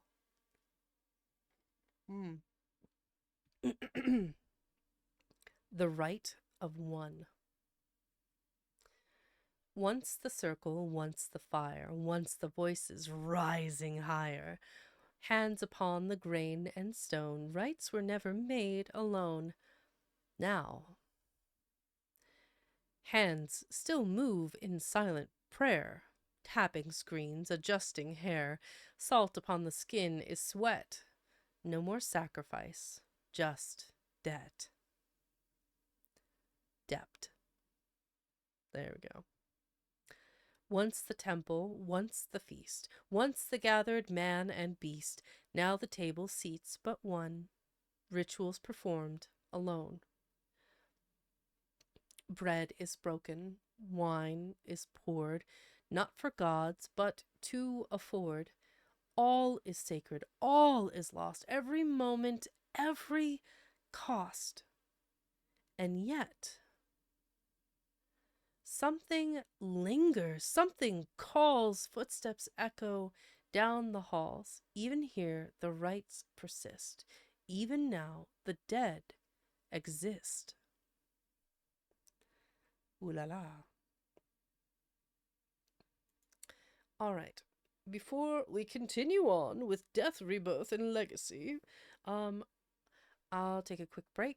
We only have about 16 pages left, so 8 flappy pages. Word hard, brain, go smoosh. I am flagging. Lagging? Sorry. My brain is getting a little fuzzy now that I've been at this for 4 hours. So, you'll have to forgive me. But yes, I'll go on break. I'll have a little snack. I'm going to drink some more of my tea. And then we will finish strong. Long night, long stream. Yes. Yes. All of those things, Deus. And then I can put my thoughts in order and think about these poems one after the next and decide which ones are my favorites. I have 3 or 4 or 5 that I'm like, oh, that shit slaps. Clap, clap, clap. Snap, snap, snap. And I think I'll have to go through and kind of glance them over and write them down in order and figure out which ones I like best. I particularly liked chapter 2, I believe it was. The self that never was. Everything to do with the theater and the masking. I thought that entire chapter was amazing. The Weight of Time has some good ones too. The era of distraction, and the talking of the rituals and being bathed in the blue light of our phones was actually very, very fascinating. Swedish Acne Squid, welcome in. Hello. Greetings from Maestro. Oh, wonderful. Swedish Acne Squid. That is an interesting combination of words for a username. Well, welcome in. All right, guys, let me go ahead and run that 3-minute ad, and then we'll be able to read, finish up, and then we'll go rating. We'll see who's available then. Well, by now, I would have rated into probably Neff. Neff might still be on, to be fair. So, hang tight, everybody. We'll be right back.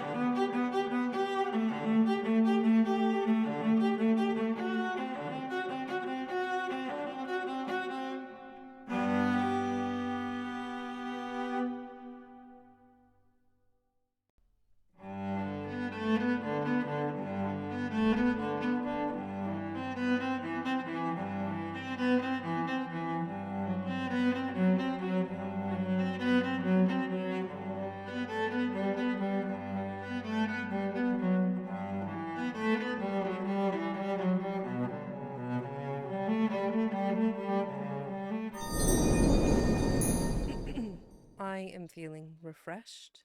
I am excited to finish the last chapter of the book, The Myth of You, Echoes, from Sonny Smith. Aw, thank you for the head pats. This one's been a long run, but we're almost done. And I would feel so silly having any of this book unread before I speak to Sonny next. So, Death, Rebirth, and Legacy, the final chapter. Hydrate or dihydrate? Which seems appropriate. Oh, Crutch is here. Welcome in, Crutchins. Crutch is another variety streamer that I met through Bone Collar. Amazing streamer. And I believe in May, Crutch, forgive me, is that May or April that your birthday's coming up? I know it's around the corner. So I know it's early, but you know, it's never too early to start saying happy birthday, unless you're Luca. And then it's really funny to make her. Here, I'll do one of these. It costs me nothing to say happy birthday. Giant emote. Enjoy. Oh, man. It is Rock the Mechanizer. Welcome in, Rock. Hello. Rock has been amazing. Like he showed me how to play Repo fairly recently. And Rock is a very cool guy. Part of the, what I think of as the underworld, I believe is the name of the Bone Collar. Necromancer and, you know, unearthly spirit that he be. I am not. Why do you guys all say I'm sweet? I'm a big, scary, angry tiger lady, as I say, from the beauty that is Siege and Ares artwork. But yes, Crutch is another variety streamer. Fantastic. I know them through Bone Collar. Rock the Mechanizer, also from the Bone Collar community. Great people. Oh yeah, I can be scary. I mean, if warranted, I can be absolutely terrifying to anyone who fucks with my friends and family. But for the most part, I like being nice. Being nice is much easier than being mean. Being mean is just, it's a lot of work. I digress. We are in the final countdown. Do-do-do. All right. Death, Rebirth, and Legacy. The river. The river carries. Oh, I'm going to make so much fun of him for that. Give me a second. I need to. The river. I'm sending this to Sonny right now so he can get it fixed. Sonny, Sonny, Sonny. There you are.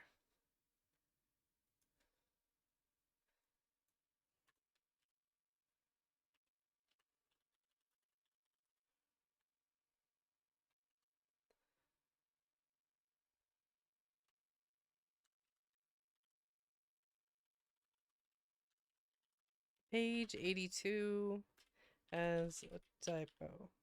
I'll forget if I don't send it now, because that's how ADHD works. Oh, really? You know how I can be scary. It's a very small amount of people that have seen me be scary. It begs the question, were you at the receiving end of me being scary? Let's see.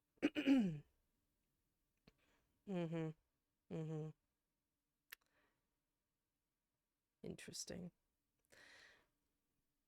The river carries. The river does not stop to mark the dead. It takes them in its arms, then moves ahead. It does not ask if they were great or wise, nor hold their faces mirrored in its tides. It drags the driftwood, bends the branch to break, then swallows voices, cities, names it takes, The ones who walk beside it fear the flood. They see the silt and say, "Here once was blood." Yet somewhere, past the bend, the current slows. What once was lost is carried where it goes. The water sings in tongues no ear recalls, and still the river knows.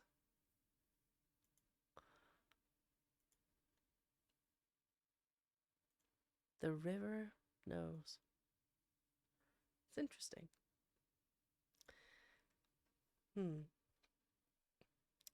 The river carries.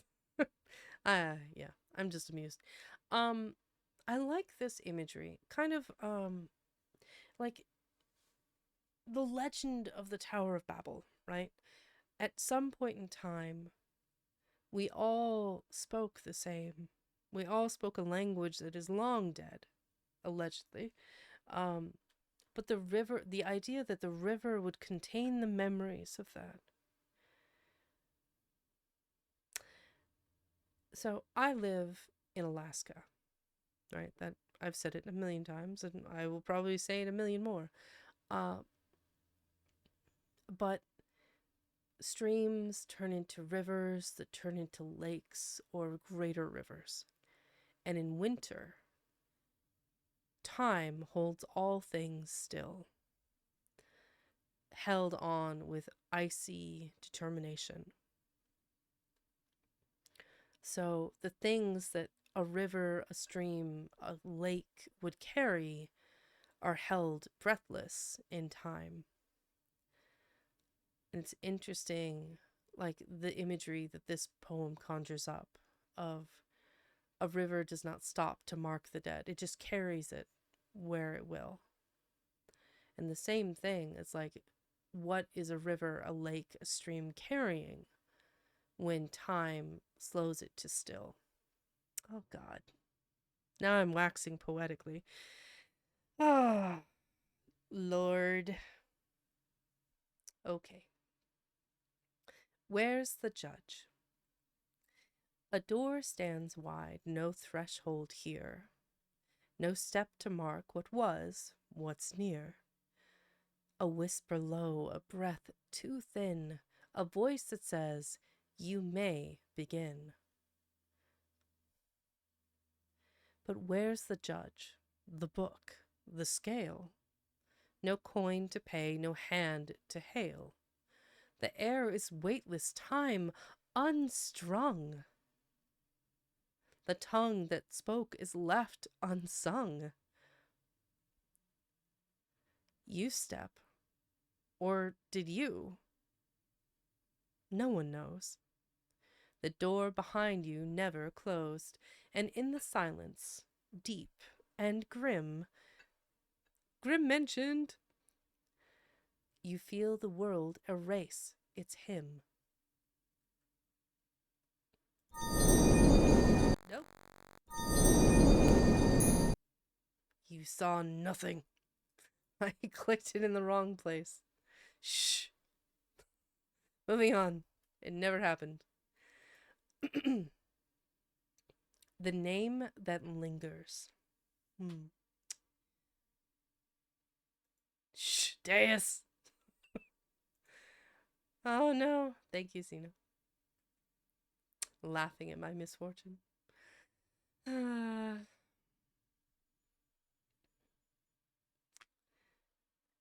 name that lingers. Upon the glass a breath remains. A hush. A mist. A whispered name. It fades, returns, it clings, it wanes, but never speaks the same. The stone is carved, the ink is set, but what endures is not the mark. A syllable the wind forgets, a shadow in the dark. A name once called by love, by ire, by hands that burned, by lips that swore, now flickers dim, a dying fire, unheard forevermore. Yet lo, the echo does not cease, though flesh is gone, though dust is deep. The weight of breath, the name's release, still stirs where none may speak.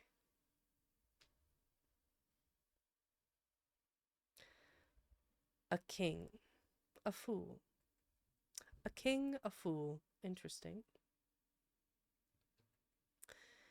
A king, a fool?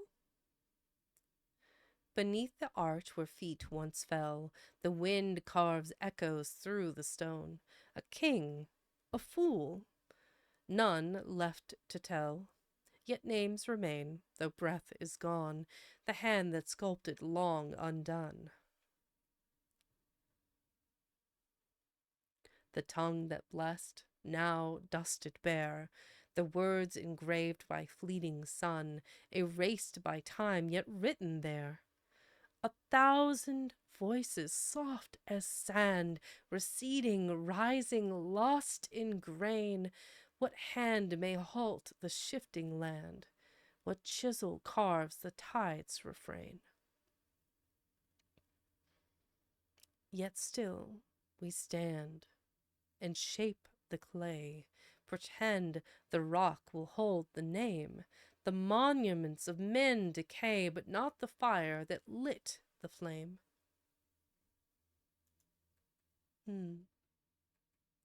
Not the fire that lit the flame. I like that.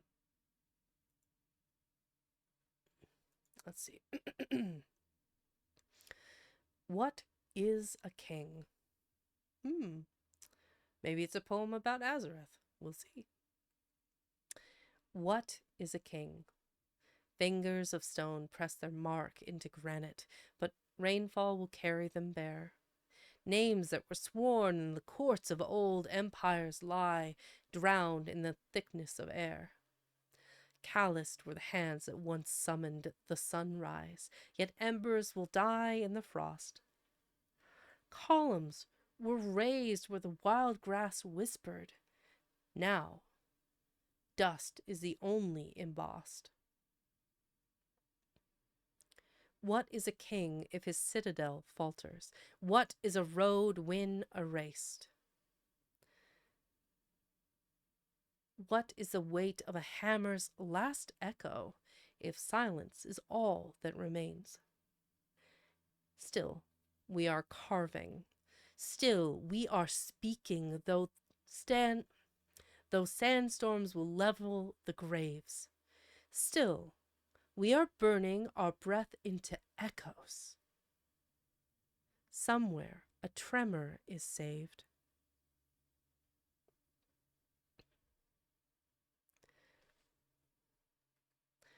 Weight of air. What is a man but a miserable pile of secrets? Dracula, Symphony of the Night. Fair enough. A miserable pile of secrets. Maybe. Depends on how old they are. Some have no secrets and live unburdened, having given them away. Weight of air. The weight of air too light to bear, yet lingers thick in hollow stare. A breath once held, now slipping fast. A present moment made to last. Yet time dissolves. Was something there? A whispered laugh, a vacant prayer, a shadow perched on empty chair, a name once known, now fading past. The weight of air.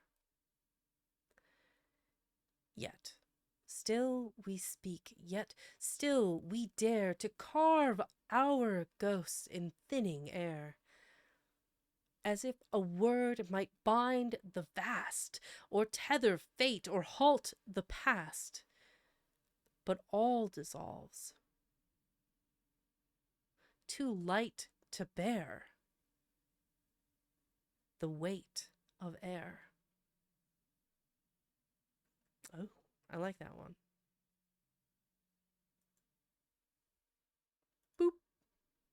Another one. No altars left.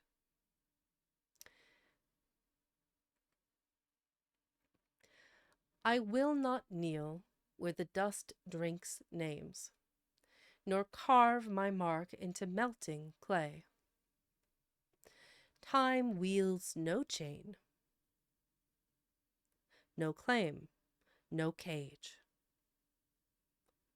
I stand, I spit, I burn, I stay. They whisper, lie down, be still, dissolve. Let silence cradle what breath defied, but breath, but blood, but skin still swears. A mouth resists what fate decides. Oh, the gods have long since starved. No altars left, no graves, no song, yet still some pulse, some ache remains, though all who swore our dust are gone. Let it break, let it blacken, let the earth forget. But I will not kneel where the dust drinks names. Ooh, that one was good. I like that one. Very good. Very good. Let's see. What piece of you will still remain?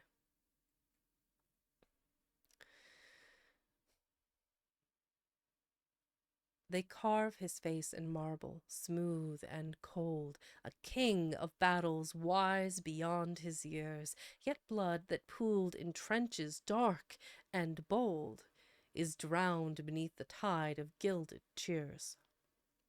The truth is wax, reshaped by hands unknown. That line, the truth is wax, reshaped by hands unknown. His voice reframed to suit the tongues of men. A tyrant's fangs made gentle mercies sown, or saints recast as demons once again. In halls of power, parchment twists his name, a cipher bent to fit the ruler's need. The victor's ink erases every blame. The past is clay where future fingers bleed. So tell me, when the echoes start to wane, what piece of you will still remain? Ooh la la.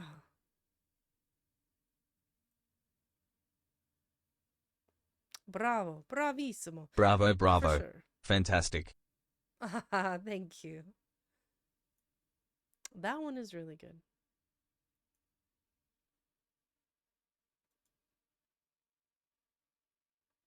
Eulogy for the forgotten. Elegy? Yeah, elegy. That's the word. Elegy for the forgotten. They built no spires. They carved no marks in stone. No parchment bore the weight of what they dreamed. The hours drained, and still they died alone. Unnamed, unwept, unloved, or so it seemed. A hand that once had traced a lover's cheek, a voice that hummed a hymn now left unsung. The lips that shaped a thought too soft to speak, the words unpenned left trembling on the tongue.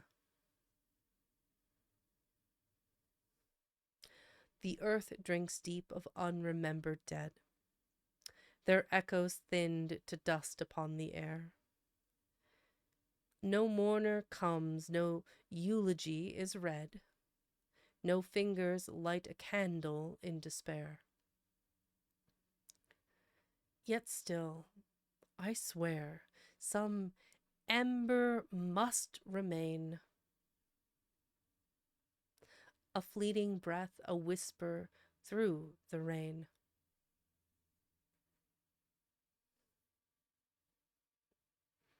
Let's see. A name is a cipher. This one's kind of a longer one. Is this more than one page? No, it's just beefy.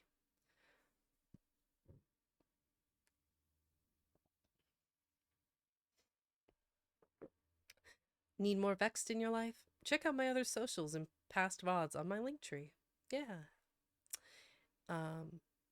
Yeah. I've got a YouTube channel with all my previous VODs, my previous model, my previous every reading stream. I have all of the gaming ones stored, but I'm not really sure what to do with those. I haven't decided yet. But they're just raw VODs.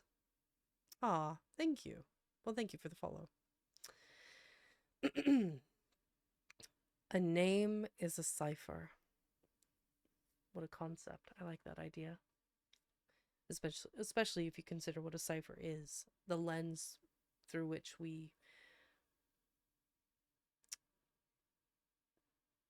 redefine words and concepts. Like an answer key of sorts.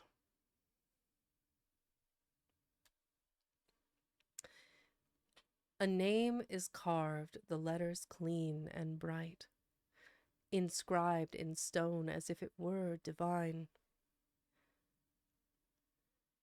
The voice that bore it echoes, proud and long, a banner held in fists that do not know the weight it bore, the years that twist its shape, the dust that waits to soften all it claimed. What has been spoken shifts in what is claimed, a prince, a tyrant, both beneath the bright and blinding sun that scalds the sound and shape.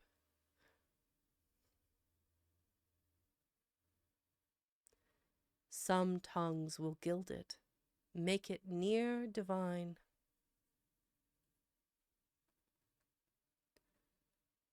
Get some rest, Deus.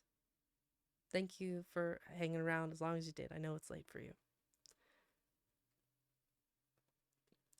Yet time unthreads divinity from divine. Nope, we're ahead of the game. There we go. Some tongues will gild it, make it near divine, and others,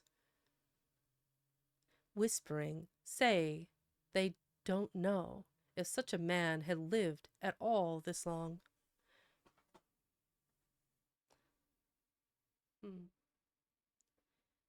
Interesting. How strange. The ways a name may stretch so long. In marble courts, in markets where it's claimed by frauds and faithful both, who swear they know the true intent behind the torch so bright, yet time unthreads divinity from divine. And power melts the letters from their shape. A city born, then broken to its shape, a war that made a name endure so long, a voice turned dust, but still its tune divine. A scholar's ink, a liar's lips have claimed the syllables that once rang strong and bright in throats of those who swore they'd always know. But no one does. The years decay what's known, and silence creeps inside the hollow shape, and statues crack, the torches fade their bright, imperfect flames that never burned too long. The books decay, the scribes retract what's claimed, and one by one, the gods are not divine.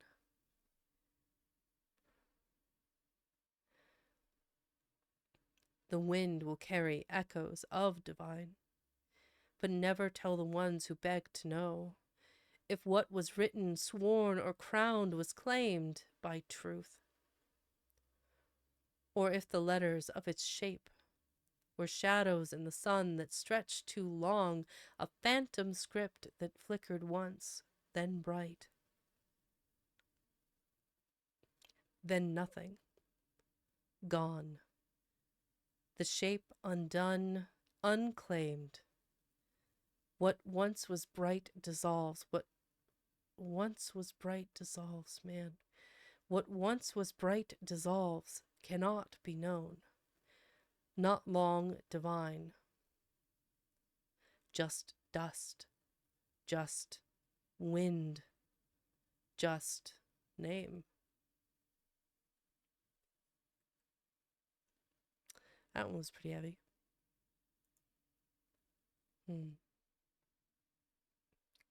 Remember to hydrate, yeah? I might lose my voice tomorrow. It's worth it. We're only a couple pages left and then we're done. All right. None wrote their own. Once they walked within feet that pressed the earth down, tilled the fields and shaped the stones of temples, raised the walls where kings inscribed their triumphs. None wrote their own. Who recalls the mason's calloused fingers, chiseling the breath of gods in marble?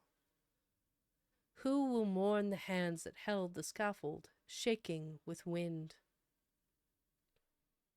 Oaths were sworn, and swords were drawn for masters. Coronets were placed on brittle foreheads, all the while 100 nameless shoulders bore up the throne. Once they lived, their names unwritten vapors, spilled like rain upon a ground that drank them, fed the wheat that rose for others' hunger, silent, unseen. Yet the weight of all that passed unspoken tilts the stars and bends the spine of mountains. Even air is thick with breath forgotten, waiting to speak.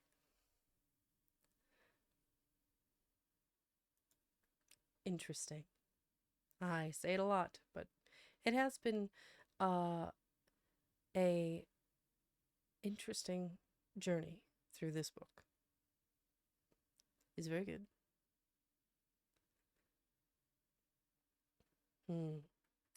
The Architects. 1. The chisels wake. Carve, cut, split, lay, stone-bound echoes nameless stay, footsteps whisper, walls decay. 2. Oath to air. They built not walls but words in stone, to guard against the wind's erase, yet breath will wear what hands have known. The keystone's fault, the empire's face, a name once sung in fire and flesh, now murmurs through an empty space. 3. Ruins return. No hand can hold what earth unweaves. No king commands the shifting tide. The past is dust, yet dust still breathes. No mark, no name, nor carve with pride. For ruin feeds the hands to come, and none shall ask where gods reside.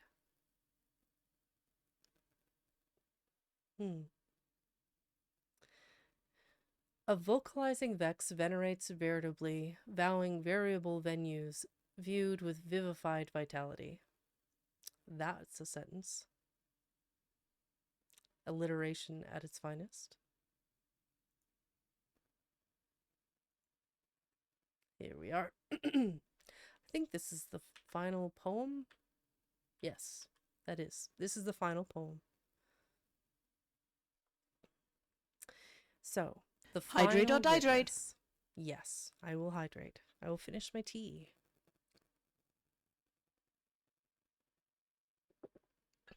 Let me double check to see who's around while I'm thinking about it. Ideally, same category. We have Neff. Oh, I haven't seen Neff in forever. Obsidian Reads, also another amazing. I'm just reading off the names of people I know.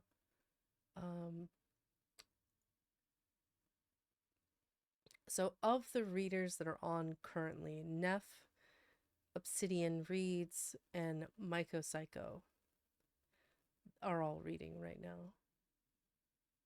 What is The End of an Empire? Storytime with Raven, New Folk Tales. Ooh. Maybe. How about People I Like? What do we got? We have Ken Arashi, who is a part of Gen 2, Shark VTuber. Nikto is streaming Warhammer 3, Total War. Let's see. We've got the Goblicorn. The Succubus only serves coffee. Oh, interesting. Just chatting. Art, playing, game, reading, Lies of P, Minecraft. Luca's playing a typing game, Blood Typing. Not familiar with that one. Boogie's playing some Tomb Raider. Crow is playing that. Oh, Grim. Oh, her stream is ending. Okay. Inky is going to be on for a minute, though. Be positive. I am a positive gal. Oh, why am I like this? Ah, dear.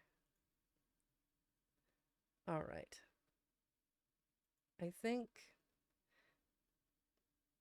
Ken might be at it for a while, but Luca just got started, so I think we'll raid into Luca this evening. Let's see. Not playing anything, but I am enjoying the reading while working on D&D. Oh, awesome. We just had a session not that long ago, and we are having a follow-up session this coming weekend, and I just leveled my character Grace O'Malley, and I'm super excited about it. It is a one-piece homebrew, and I just took on some hockey powers. I'm really excited to test them out. One Piece the anime. You know, where Luffy is he ate the gum fruit and he can transform and his body is rubber. It's very cute. 10 out of 10, good anime. Would recommend to anyone who has time. If you do not have time, it is a very long anime, like 1,000+ episodes.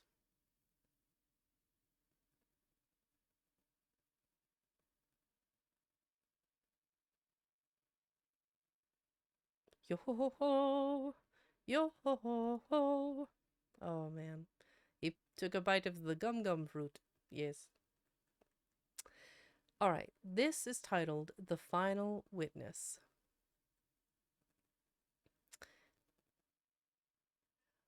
I stood where monuments forget their names, where litanies dissolve in unsaid verse.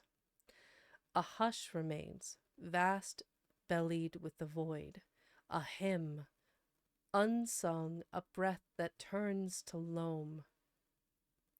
They press their pleas in vellum, wax, and brass, as if the sea would kneel before their glyphs, as if the wind held memory like stone. But silence curdles. Vowels learn to drown. Who first struck fire? Who last bore witness here? The earth swallows its own. The air moves on. What is a ruin but a lesson lost? What is a name but something left to fade? Yet, As the moon gorges on the night's remains, as dawn spills silver in the throat of graves, I shape, I scribe, I summon, not to hold, but to be held.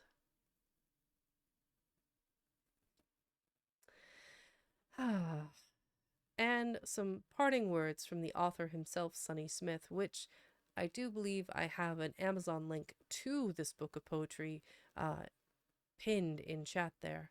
So if you want a copy of your very own, he has a soft cover book, which I think is $7, and a hardcover, which I purchased for 16 and some change. But we do not leave a mark. We are the marks. We are the flicker in the dark, the ripple that does not see the shore. Yeah, I'm a little bit tired. Can you tell? Overall, A plus. This was a solid book of poetry. And Luca had mentioned earlier that it kind of gives you, in some parts, an existential crisis. It's very relatable. It's modern poetry written by a modern man who is experiencing life through the lens of all the luxuries of modern day. The prayer to God, a different kind of God. You know, you're praying through the blue light of a tiny screen in your hand in the hours of the night. You are fixated on the doom scroll. You are irritated by interruption. You do not kneel at altars of churches. You do not kneel before anything. You save it, you share it, you send it, you put it on a t-shirt, and we manufacture idols as quickly as they decay. Anyway, deeper thoughts for a deeper brain when not tired. Anyway, it's been a pleasure, everyone. I'm gonna go ahead and send us on a journey. Like I think it'd be really funny. We're gonna raid Luca, and when we do, I think we should have a raid message of let's search for Luca underscore Nasu. There she is. We're gonna write the precipice of azure portals, fetished trinkets we clutch to our chests, visages reflected on their darkened windows as they are turned black before sleep's respite. Yeah.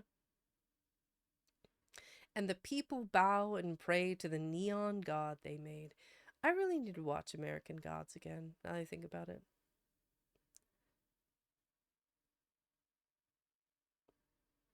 I did pick up some, I picked up Armament Hockey, I picked up a couple of King's Conqueror Hockey, and I also picked up some Observation Hockey, because I never spent my points at 4th level, and so I had a lot to choose from at 8th level. Oh yeah. Grace has been slowly growing into the role of being a captain. It is a lot of hockey. Absolutely not. I think that's what kind of makes it interesting. I'm more like I don't know. But yeah, I didn't take on a devil fruit. Half the crew did. I'm part of the half that didn't. Uh Mixed, because there are devil fruit users that use hockey. So I mean, it's complicated. I digress. We are gonna say, let's do a quick raid message.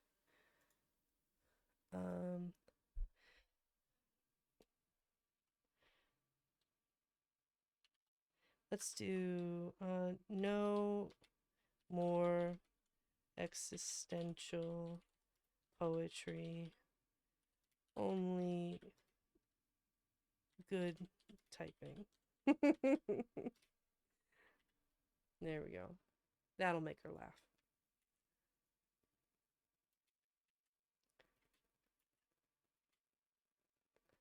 There. Here we go. then in the chat there. So the raid message is available for everyone that follows. Be sure to grab that message, and if you're not following me already, feel free to do so.